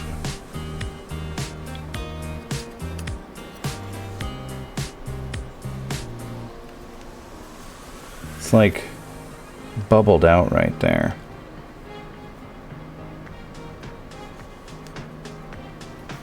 I think maybe that bracket's pushing on it just a touch too much. did I like crack the screen? What is that? Don't be a crack. Wow, I cracked my screen. Look at that. So, I bent and broke my new screen, so I have to replace that. I wonder how I did that. I must have put something in there wrong. There's like a big tear in the screen. So, yeah, well, no, apparently it's a Game Boy destruction. I broke my screen. I must have bent it when it was going in, because I can see that it's a little bowed out down here.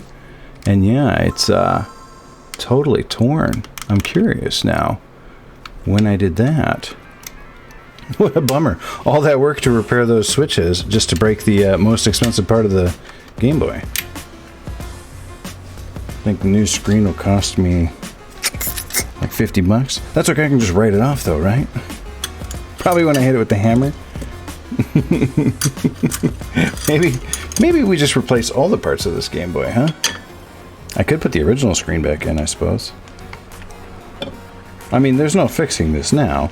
I'm just curious as to when it happened, so I want to see. And then we'll throw this Game Boy in a bag, and we'll bust out the knitting. Yeah, so, Lolo, we had a plan here. We were going to replace the switches, which went pretty well. We did replace the switches and the shoulder buttons. But apparently when I was putting it back together, I broke the screen. And I don't know how. And I'm curious to see what happened. It might have been when I hit it with the hammer. If anybody would care to take a wager with JDO. No, so maybe it's actually like, it's not like I pushed down too hard on the screen. It's like it was sitting against something, and so when I screwed it down, it got bent because it's like currently bent.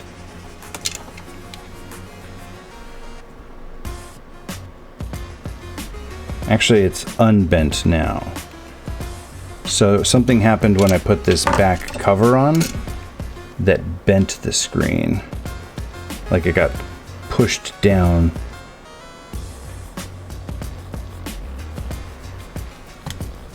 Never bet against GDO.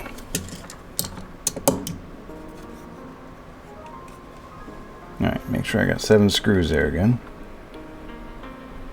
It looks like it's not bent down right now. Let's see.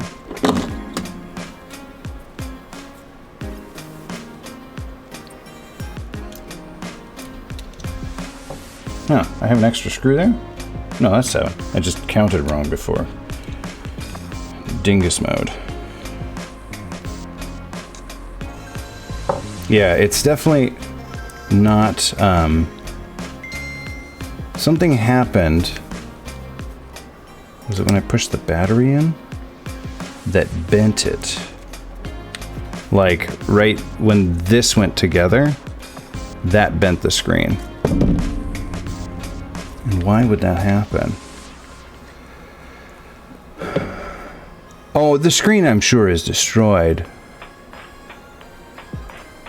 I'm just curious as to why. And why this part would do it. And why it would bend it so much.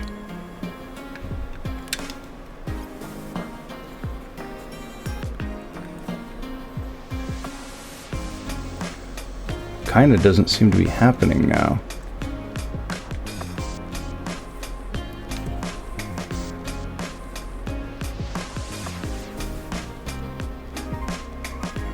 Yeah, no, it's still definitely happening. It's this bracket right here. This... Did I put the bracket in upside down or something? Oh, I see what happened. Okay. I see how I broke it. I see. It was the bracket. So, the screen...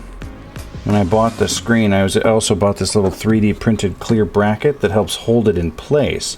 I did not have it in place properly, so there's like a little ledge that's like supposed to be underneath the screen. I pushed it right into that and broke my screen. I mean, this screen like will still function for the most part. Like I could still play games. It's just have a Gorky tear in it until I get a new one.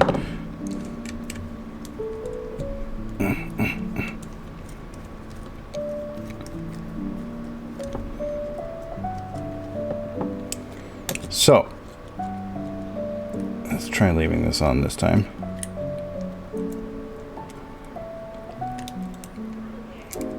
This little thing right here. This is what did it. It looks like. So, I don't know if you can really... Here, I'll hold it to this camera. You can see it better there. So you see how it's like... it steps down right there? The screen was supposed to sit in that little nook there. And it was sitting instead on top of this. And so that pushed the screen and bent it. Yeah, if follow me for more recipes. No, so we need to push this screen up a little bit. And then over a little bit. That's why it was never quite sitting the way I wanted it to. I thought it was like a little wonky. That was the problem. There, now it's fixed.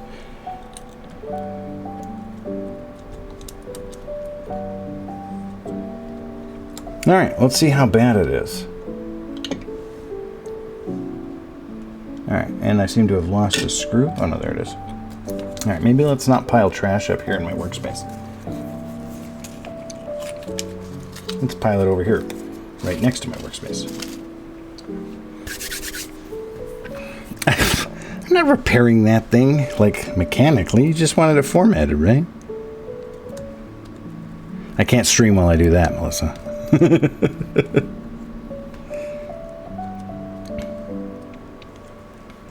Yeah. Just keep bugging me until I remember to do it.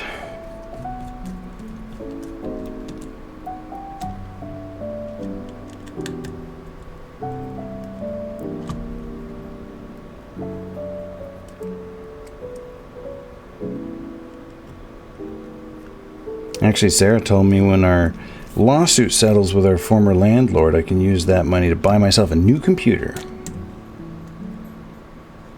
Finally, I've had this one for over a decade. We're due for an upgrade. Alright. Now, so, lesson learned about installing the IPS screen. IPS screen. Don't break it.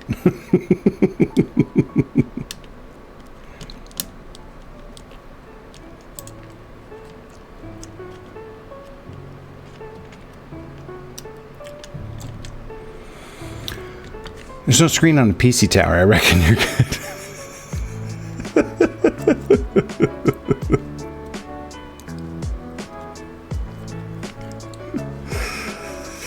He's not wrong.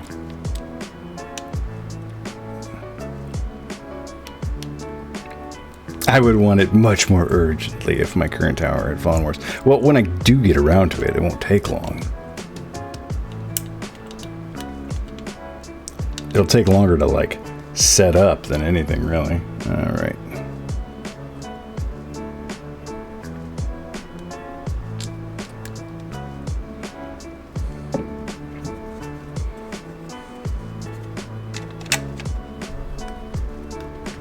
That's what you think. Hey, look how smoothly it went together that time. And that's another lesson there. If it's not going together, don't smoosh it together. And don't blame the mechanism.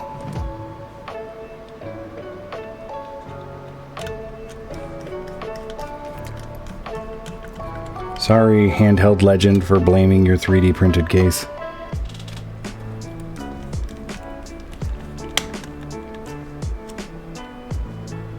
Gosh, this poor Game Boy's been through a lot.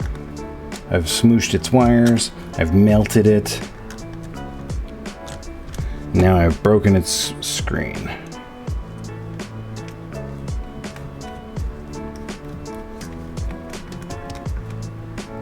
I don't care. I still love this thing. Whoa. Whoa. I just like deactivated my work camera.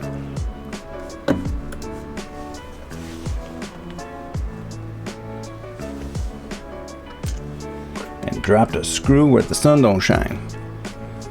Yeah. Send me your consoles. I'll break the screens.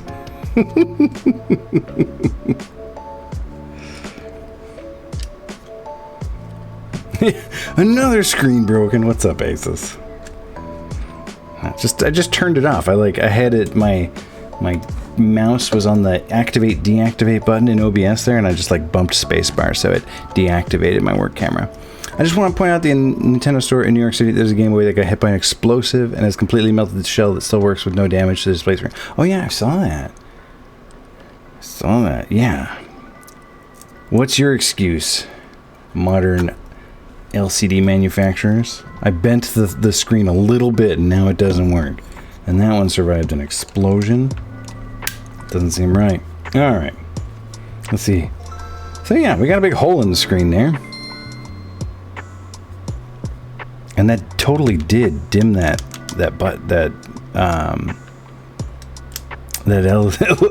totally did dim the LED the way I wanted it to.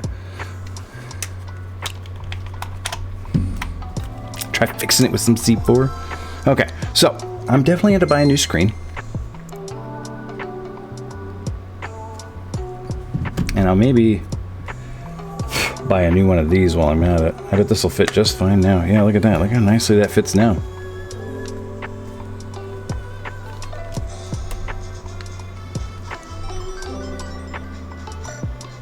Who needs that part of the screen anyway, right? Do I even need a new screen? Looks great. There's just a black hole there. Oh man. This is gonna be fun. Oi. Okay, so yeah, just buff it out. We'll get it fixed. I'll buy a new screen. And then I'll write it off. I mean, actually, for streaming, this is perfectly fine now because I use this as a controller and then I play it through the GameCube anyway. So that's not even an issue. The only issue I have now is when I play it for my own personal enjoyment. There's a big hole in the screen, but we can fix it. Here, I'm going to finish my tea, and I'm going to use my mug as a trash can. And let's remember to empty it before we use it for tea again.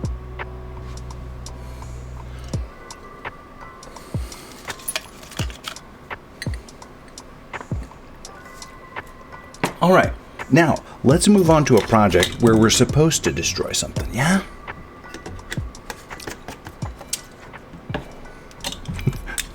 Now watch, I accidentally don't destroy it somehow.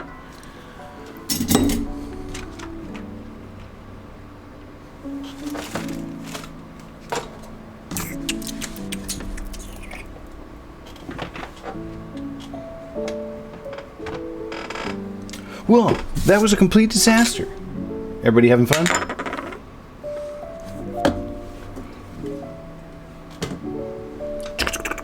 Let me grab my bag.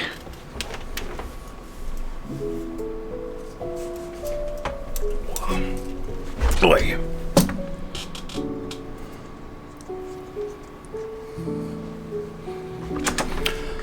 Okay, so here's Gert's beanie. And this beanie, I shouldn't even say it now, has gone perfectly so far. So, it's going to be a Blitzball. Let's see if we can bring up a picture of our Blitzball here. Nintendo Console Destruction Derby. So, there's the beanie. I took a picture of it and drew on it what we're going to add to it to make it more Blitzball looking-y. Okay, we're going to add in that blue wave, and we're going to embroider the word Blitzball along the brim. I know, totally jinxed myself.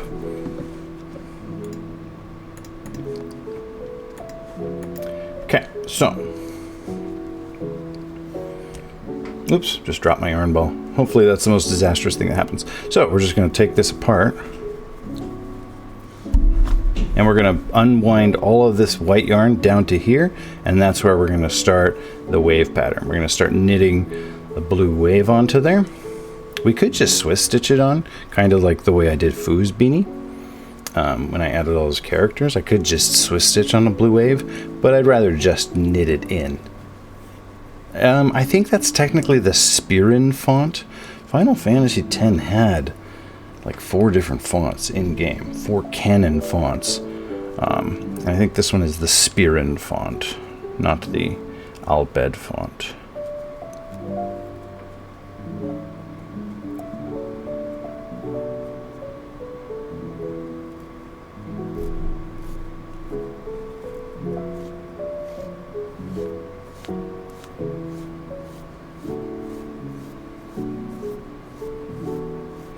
And I've already put my needles in where I want the yarn to stop unspooling, because otherwise pulling all this yarn apart, you'd have to, like, it'd be hard to stop it somewhere and put all your needles back in the same row. So this should just peel right down to where I want it to stop. Should. Cross your fingers.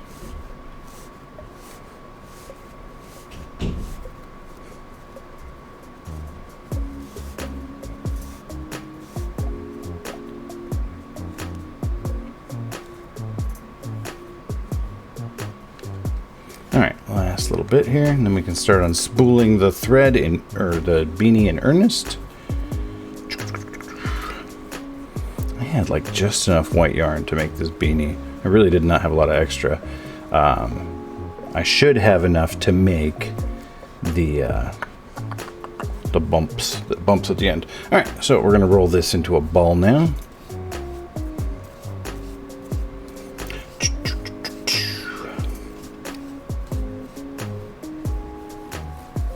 And I guess we'll switch it back to the Final Fantasy X soundtrack. Yeah.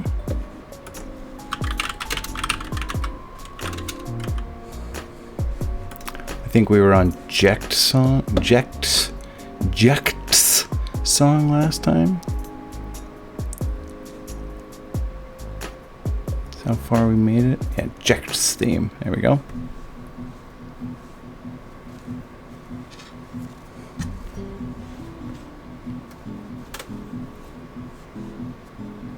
You can turn that up a little bit.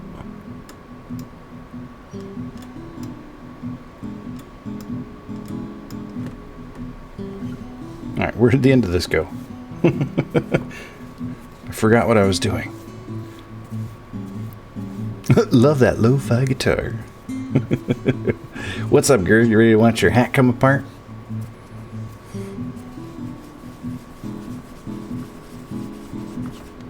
It's so much fun to pull apart knitting.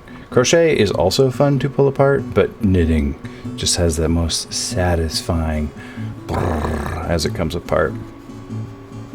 My kids used to like to grab knitting and then like run across the house with it while I held the other end and to feel it as it came apart.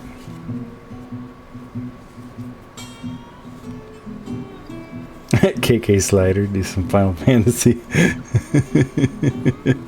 Yeah, did you see me breaking it too?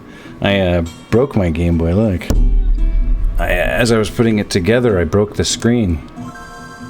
So now I got a big hole in my screen. I gotta get a new screen for it. I did fix the L button though.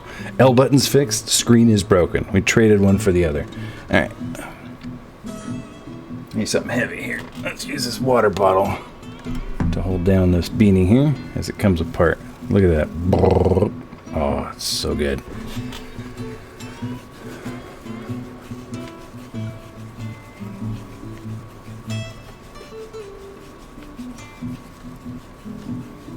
It's okay. We'll get a new screen. We'll put it in. Life will go on. It's my fault. I didn't have the bracket seated properly so that when I screwed the case together, the bracket that's supposed to hold the screen in place instead bent the screen. And I didn't notice it at first because I thought like, oh, that's just like a weird residual alcohol from the glasses cleaner or something that I'm seeing there, until I tried to put the glass screen cover on and it wouldn't sit, and I was like, oh, the actual like case here is bent and wonky. And then realized like, oh, actually that screen might be bent and wonky too, and turned it on, and sure enough it was pretty broken. We'll get a new one off of Handheld Legend. I think they're like $50 for a new screen. It might even be cheaper than that, because when I bought it, I bought like a kit, like a screen kit that came with a ribbon cable, that came with wires and stuff. Oh, you weren't supposed to. What were you attached to? I don't know where that came from, but it wasn't supposed to come over. It wasn't supposed to come with me. So if I buy just a screen, it might be a little cheaper. To buy a little LCD screen, maybe.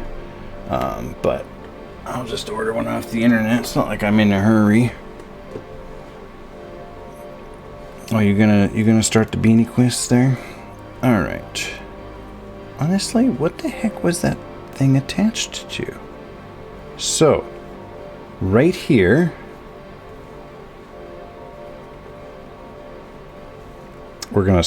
Oh, I know what that thing was supposed to be now. That was the start of the Beanie. Yeah? How did that get janked? Why did I put it on such a weird row? Alright, so this is the first row of the Beanie here, or the first column. Right there. So we're going to put this there. This isn't going to like be much use to us, but there it is.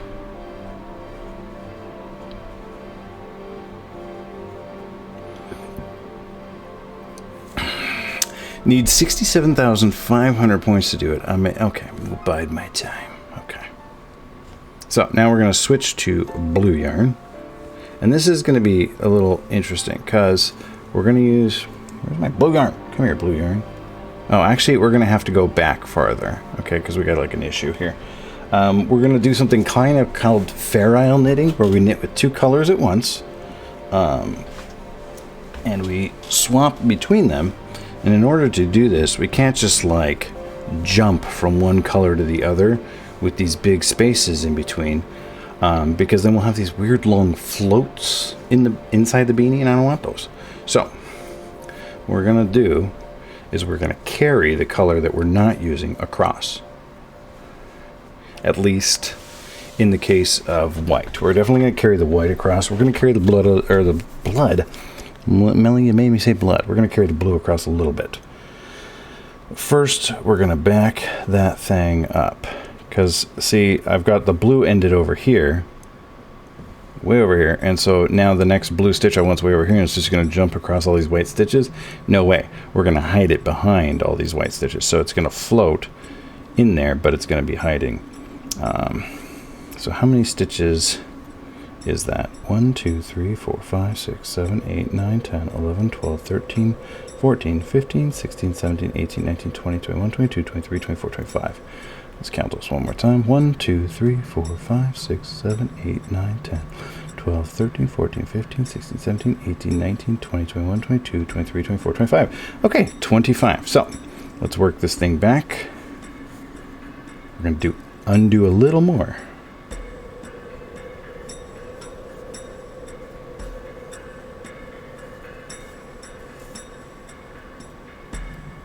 We actually only need to undo 23 of them, though.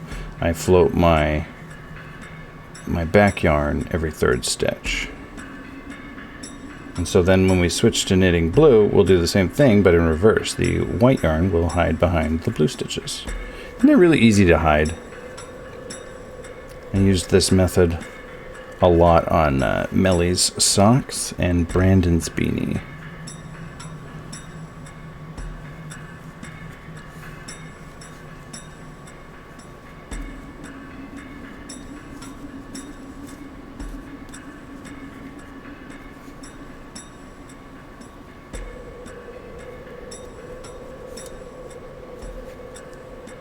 see if I can remember how to do this.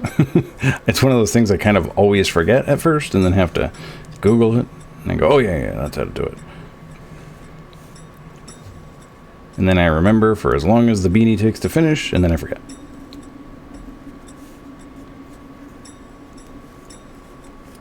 Alright, so let's take it back to there. Alright, so let me see if I can remember how to do this. You take your blue yarn in your right hand.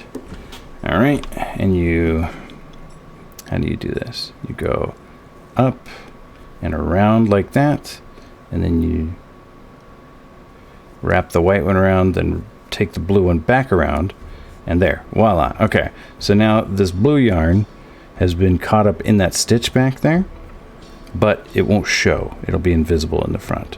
So let me just do that every three stitches. 4, 5, 6, 7, 8, 9, 10, 11,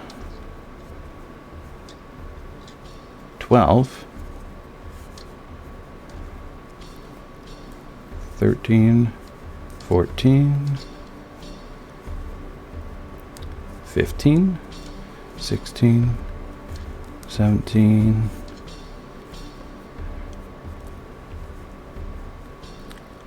18, 19, 20, 21, 22, 23, 24, 25. Okay, so now we have put those 25 white stitches back on, but now our blue yarn is coming out right here instead of way over here. So now it's just secretly sneaked along with all my white stitches there. So now I can switch to blue to follow my pattern. And the first, here, let me show you what I'm working with here. This is my little template I've made, my little pattern for my wave shape. All right, and so the first layer of blue right here is 29 stitches wide. It looks like 4, 8, 12, 16, 14. That's not how math works. 4, 8, 12, 16, 20, 24, 28, 29. Okay, so then we're going to switch to 29 stitches of blue, and we're going to carry the white along with this time.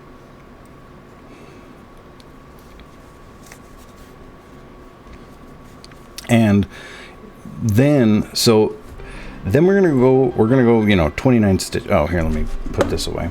We're gonna go 29 stitches forward with blue, and we're gonna carry the white with it. Now, then we have to go around the whole beanie in white. We're not gonna carry the blue all the way around. Instead, I've developed a super weird new way of knitting where I don't have to. I'm sure I didn't invent this, but it was one of those things where I didn't know the name of it, so I didn't know how to Google it, so I invented it. Where we're going to knit with the tail instead of like the active yarn, and then we're going to like pull it through. That way the yarn will actually go backward. It's kind of cool. And this is something I had to invent for your socks, Melly, and it completely worked. Because just floating it around the whole time was a pain. And it didn't look good. 3, 4, 5, 6, 7, 8. Yeah, I invented blood magic. 9. I have reinvented the wheel countless times, knitting and crocheting, because I know what I want to do, but I don't know what other people call it or how to describe it, so I don't know how to Google how to do it, so then I just invent how to do it, and then sometimes later after the fact find out what it's called. I'm like, ah, man, I'm way easier to Google. 2, 3, 4, 5, 6, 7, 8, 9, 10, 11, 12, 13, 14, 15,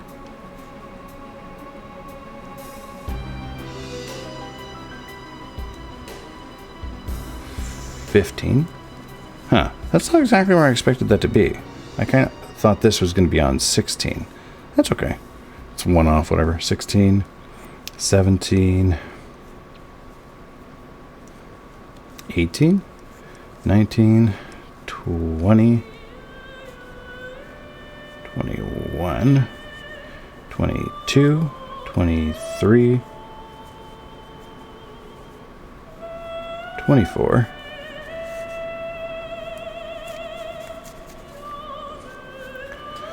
25, 26, 27,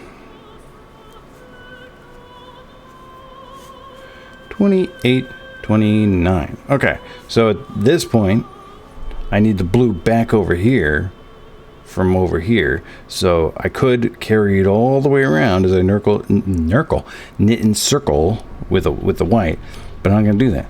We're just going to knit around in white, and when we get back over here, I'll show you my weird thing I invented. That's awesome.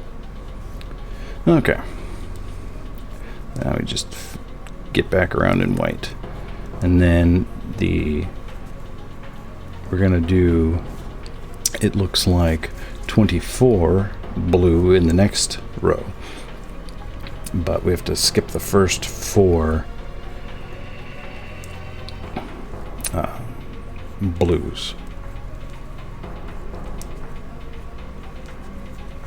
Nurgle, yeah. That's knitting in a circle. That's a nurgle.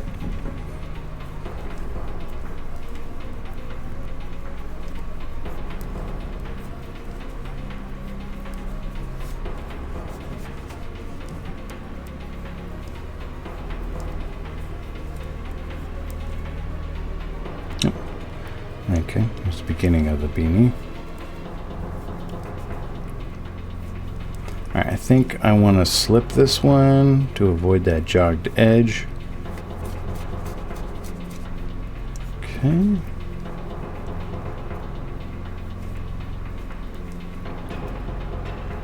And work our way back to the blue.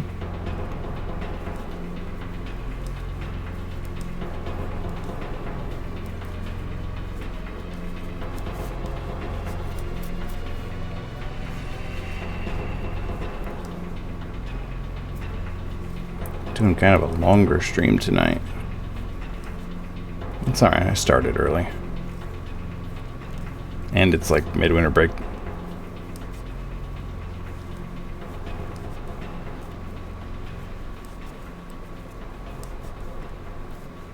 Alright, here I am back at the blue. Okay, so we're gonna go 4, 1, 2, 3, 4.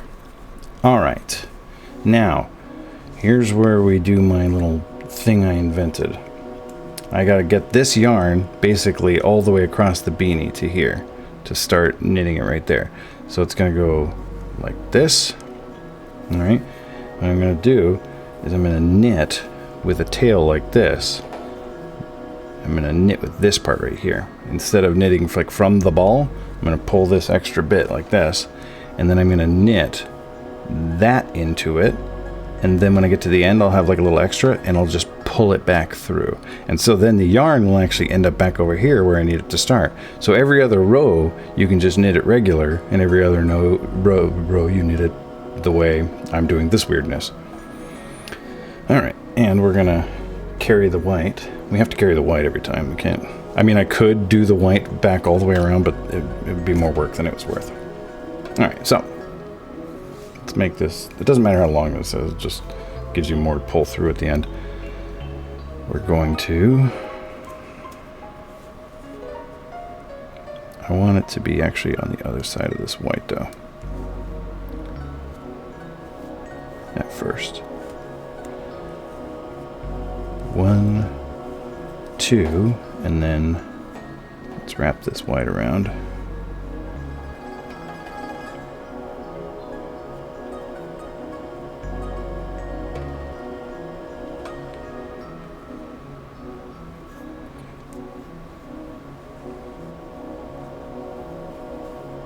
Oh man, maybe I made that too long, because now I can't like tell what I'm dealing with here. This one should be attached to the ball. It is. Okay, good.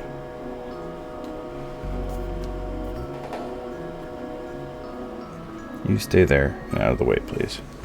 This is the yarn we're working with. Excellent. There we go. Okay. So now we're going to go 3, wrap that around, put that on, and wrap it back. It should have floated it. Perfect. And we're going to do 24.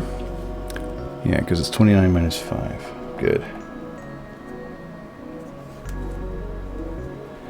So 4, 5,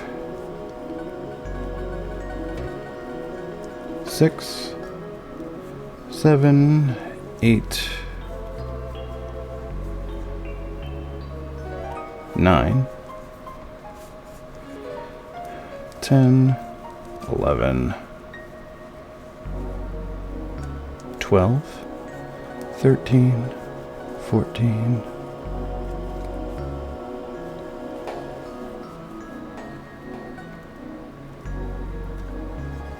15. Yeah.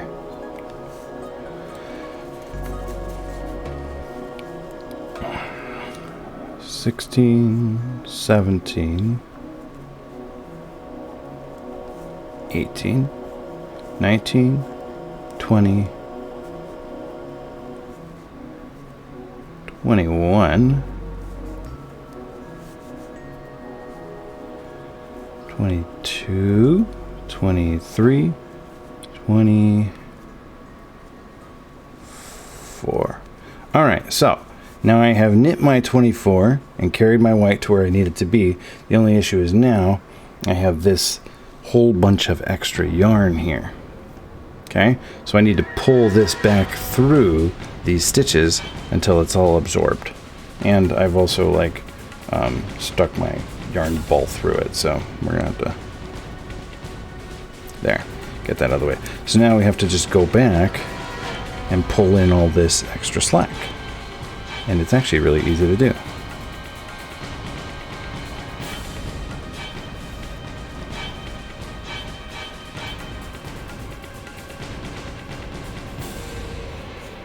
See, this is why you don't want it too long, because then at the end, like all the extra, you have to pull through all this. But, I mean, it doesn't really matter if it's a little longer. It's not like it really makes it take much more time.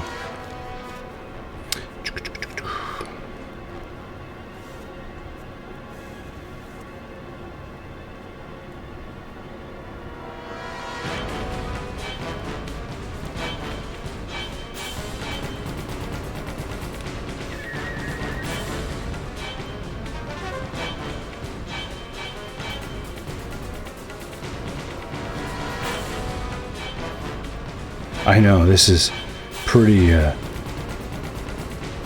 epic. Oh man! Let's see if I can break a knitting needle too.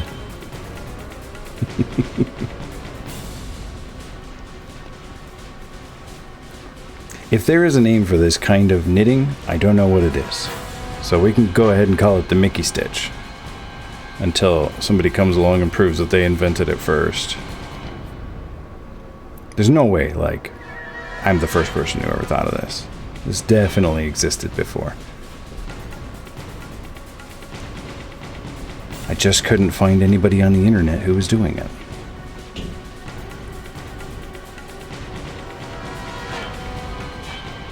Okay, so this is a bit longer than anything I ever did on Melissa's.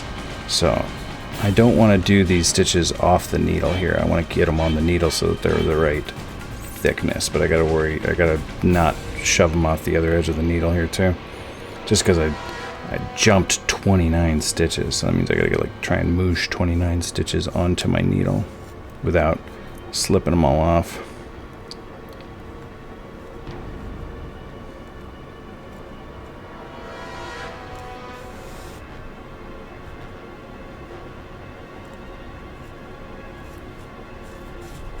Of course, you could also call that thing I did on Foo's beanie the Mickey stitch, because I couldn't find anyone doing that either.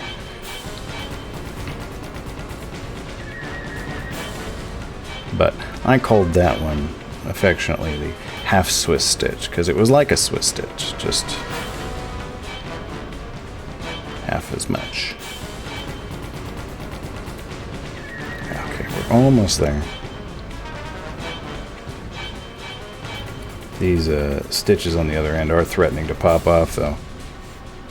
I think we're pushing the limit here of the Mickey stitch. I mean, I could just slip them onto the other needle in the meantime. Whip stitch joke?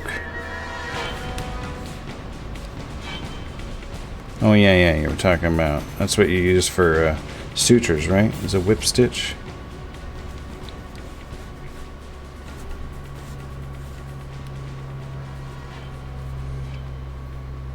Speaking of animals in need, how's Joker doing? I saw you were talking in High C's channel, or Big Mac with High C, Big Mac and High C, that he was not doing so well.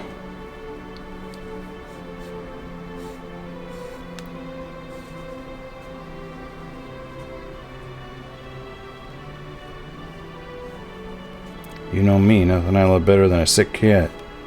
He peed on my pillows and face the other day. Yeah, what else is new?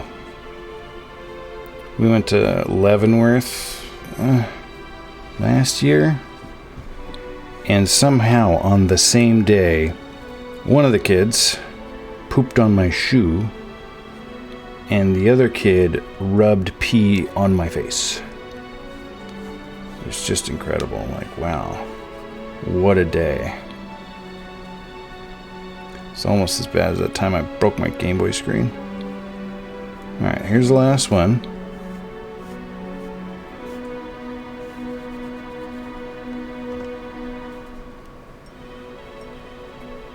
Okay, so now I've got these 24 stitches on there, but look, the yarn's back where it started. Wow, isn't that weird? And they're all just normal stitches. But the yarn went the wrong way. Stares in the abyss in child-free mode. That sounds so fun. It was not my favorite day. And now we just continue in white again.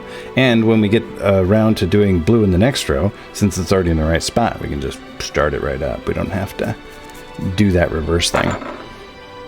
And that reverse thing will get easier and easier just because with the pattern I've developed here, this wave shrinks as it goes up, because that's you know how the wave is shaped. It's not because I did something smart. If you ever want to borrow a kid, Gerd, I got a lot of them. Maybe I could send you one with the beanie.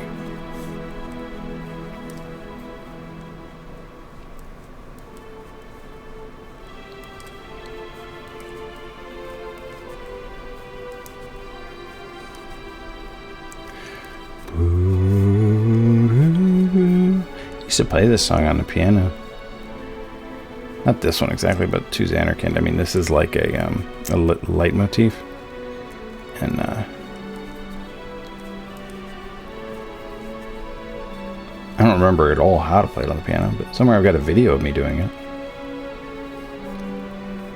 Back when I was in Japan. I had more free time and less kids. I have a nephew, and I'm already dreading that, but thank you. Nephews are great. Love nephews. I can't wait for grandkids. Grandkids is what I really want. I don't know how many times I've told my kids. I didn't have kids because I wanted kids. I had kids because I wanted grandkids. They're like, thanks, Dad.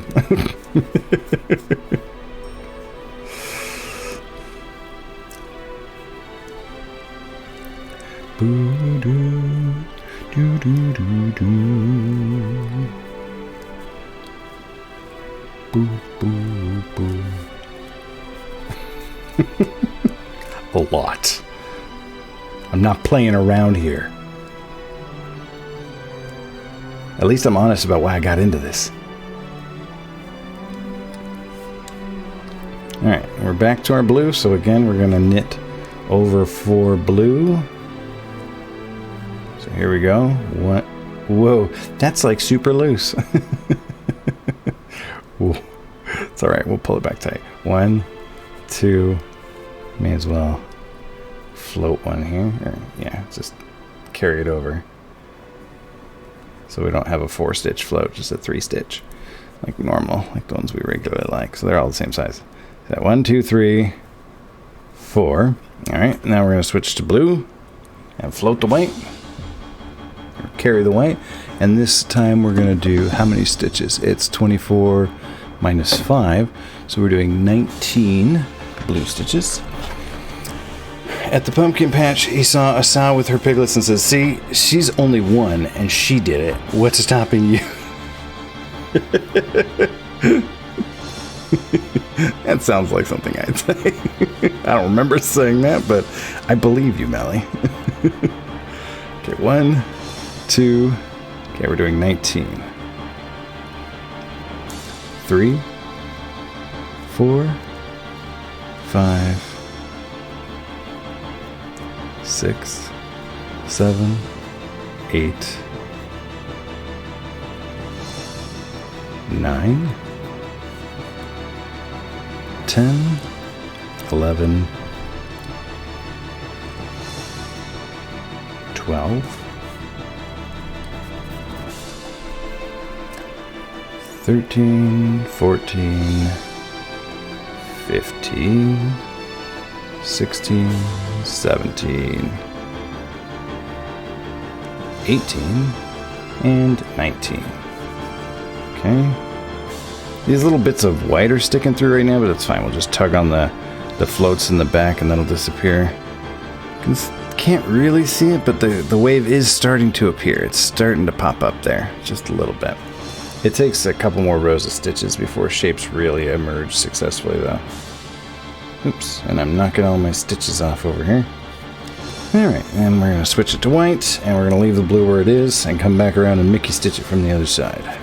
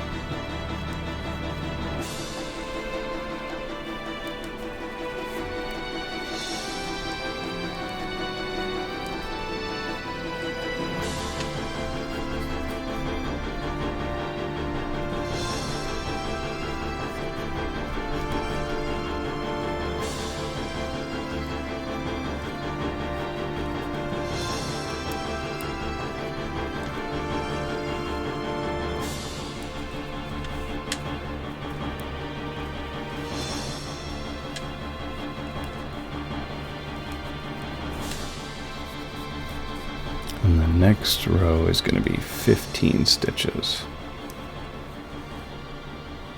That should be easier to do than 29 was.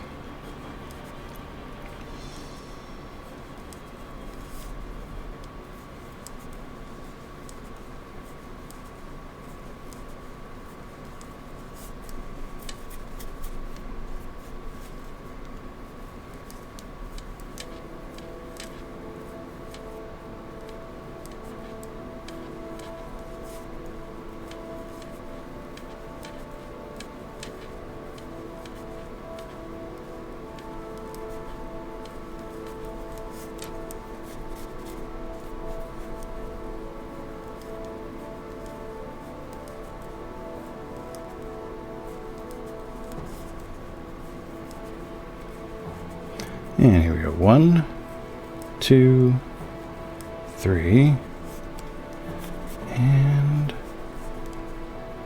4.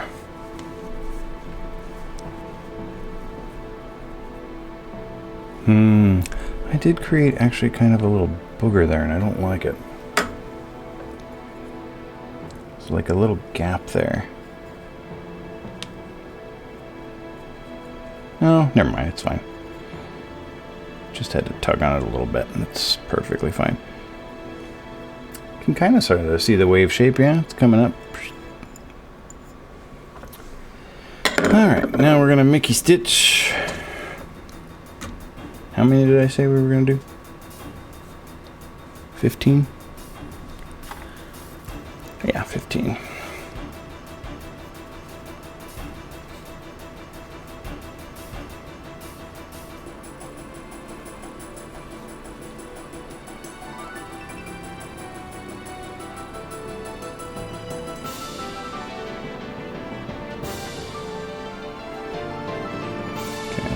sure to 1, 2, like kind of tangle this on purpose so that it'll hold that stitch up. 3, 4, 5,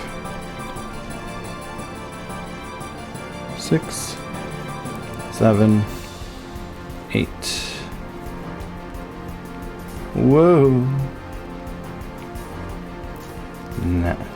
9.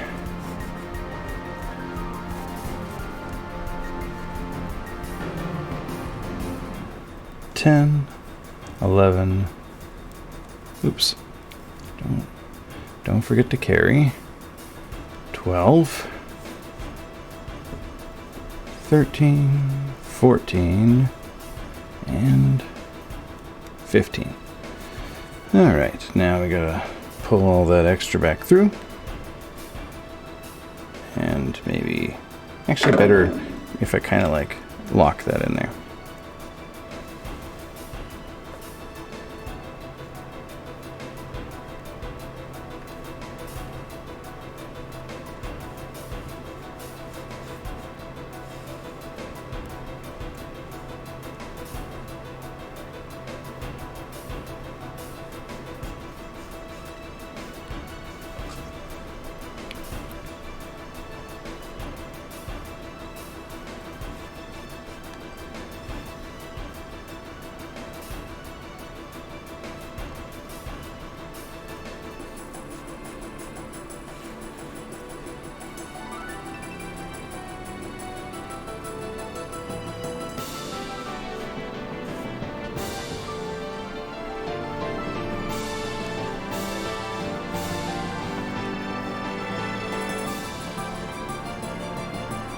Yeah, 15 is much more reasonable than 29 was.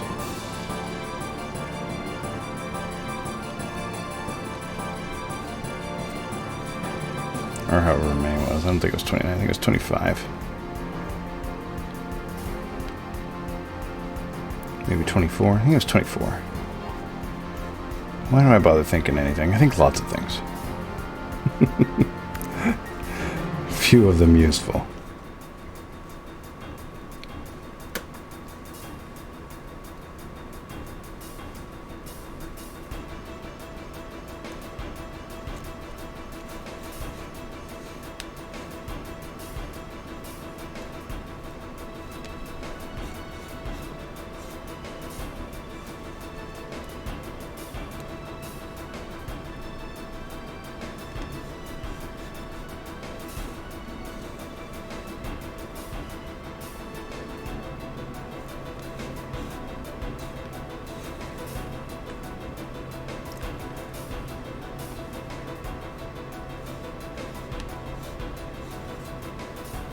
Alright, last one.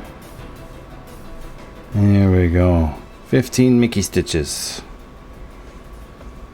And carrying on. Ah, get out of here, twin blade of Asenath. Ah! How you like that, Gert? I used the twin blade of Asenath to fix one of the stitches on your beanie. Illidan Stormrage would be proud. Alright, and then it's going to be 4 fewer, but 1 extra there, so it's going to be 12 next time around.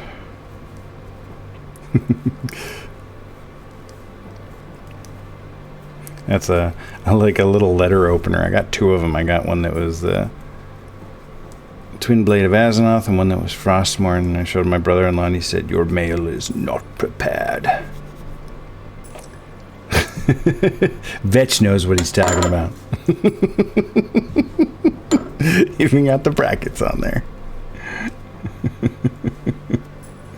I only have 1 though. I didn't get, like, only 1 came in the set, which seemed odd. Like, why wouldn't you send me 2? I mean, who needs 2 letter openers, right? But there were 2 letter openers in the set. Just 1 was Frostmourne.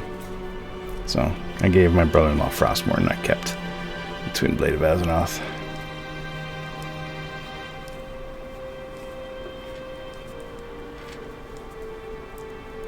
Do they do that in Final Fantasy XIV too, or do they have a less toxic community over there? Did somebody say Thunderfury, blessed letter opener of the Windseeker? That would not make a good letter opener. Actually, this one's not a good letter opener. It's pretty bad at opening letters. But, I mean, it doesn't really matter. If the letter's open, it's fine. It doesn't matter if it did a good job of opening it or not. The letter's open.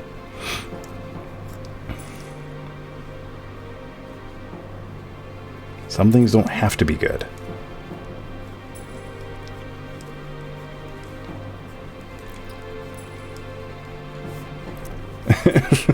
Sucks for different reasons.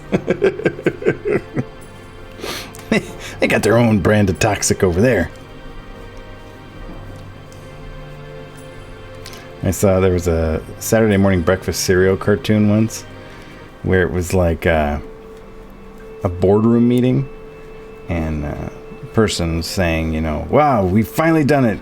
We've managed to gamify work. What's next?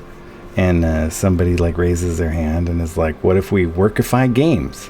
And then the subtitle for the frame says, shortly before the invention of the first MMO. What if we workify games?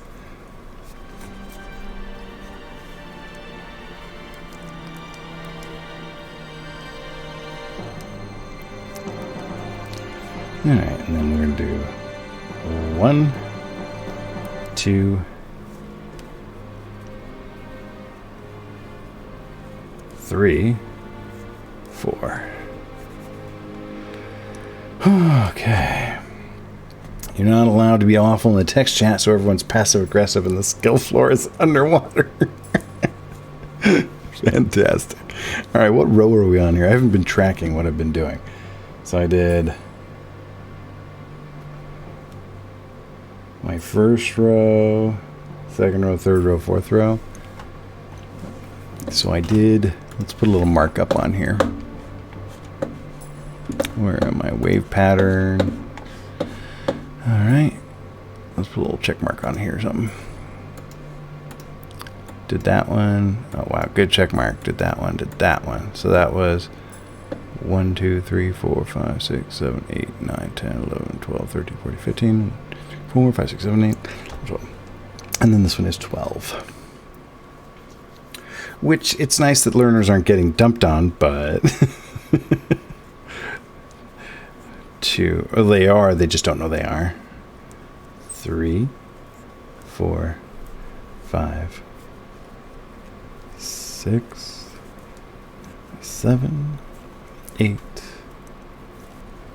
9, 10, 11. Come on, come on, you can do it. Come on. Oh, come on. You can do it. Oh boy. Okay, you can't do it. Never mind, I lied. Let's try that again. 12.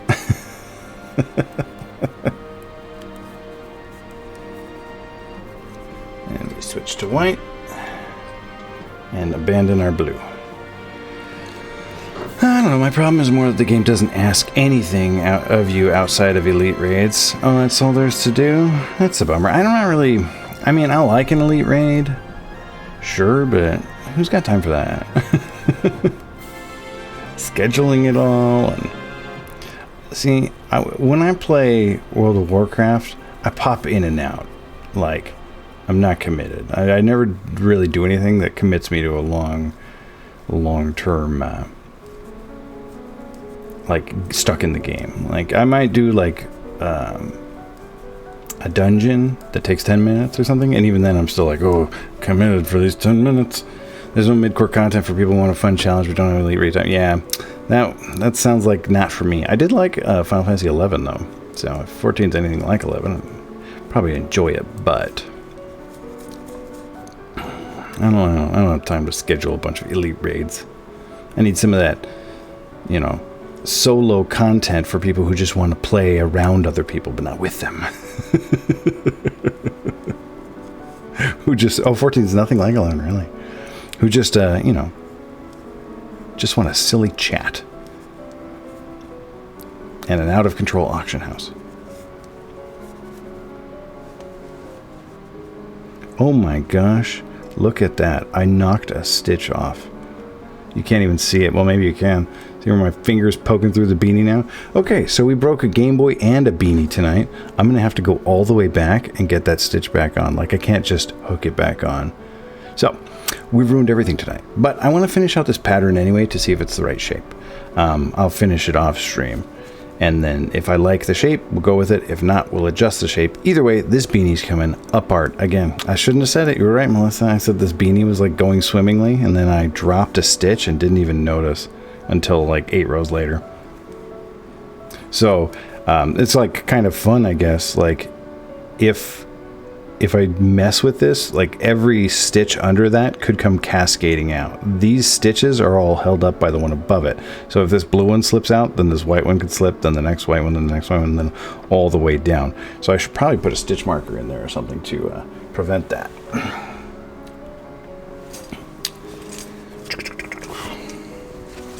We are having a night, huh?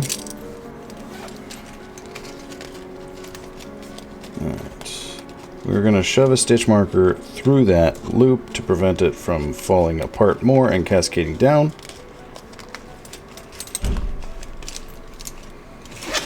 I will finish the wave pattern off stream, get a picture of it, get a feel for it, see if I like it. If I like it, we'll just do it again.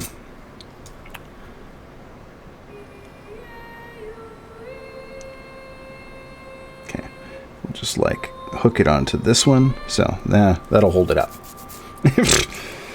This is not the kind of stuff you want to be learning, Sots. We're learning all the things not to do tonight. Did you see my Game Boy? Were you here for the Game Boy disaster?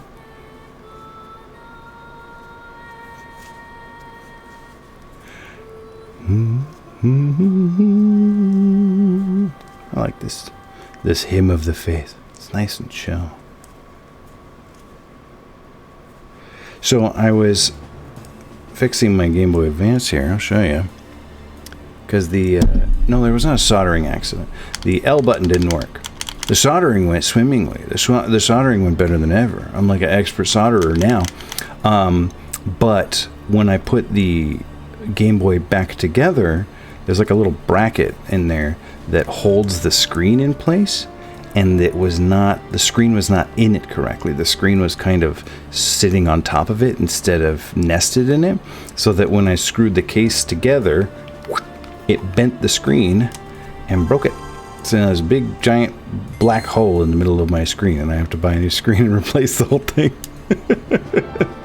When I screwed it down, it let's see, got a big.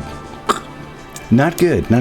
And then I broke my beanie too. So we're just it's one disaster after another tonight. But it's okay. This is actually not totally outside ordinary. I usually don't break Game Boy screens, but I mean, I break lots of other stuff. Knitting, I mess up all the time. Although this is the first time I have ever messed up in this particular way, where I slipped a stitch and didn't notice it. I'm not even sure exactly how that happened and why I didn't notice it, but c'est la vie. All right, we made it all the way back around to where we're going to have to Mickey stitch again. And like I said, I'll finish this pattern off stream. We'll see how this wave looks. And if we like the look of it, then we'll use this pattern again. But I still have to go back and fix that. And I'll do all that off stream. Then we got to embroider on the Blitzball. Add the bumps. Do the stuff. I think tonight we will just fade out. No raid. And next time we come back, it'll be with some video games. Because at least when I mess those up, it's funnier, right? Thanks for coming, everybody. Have a lovely rest of your Tuesday night. It's Tuesday, right? And yeah, a nice gentle fade. And fade to black fin. I'll see y'all, I don't know. But not tomorrow. Probably not tomorrow. I got a thing I gotta go to tomorrow, but probably Thursday or Friday. Good night, everybody. Have a good one.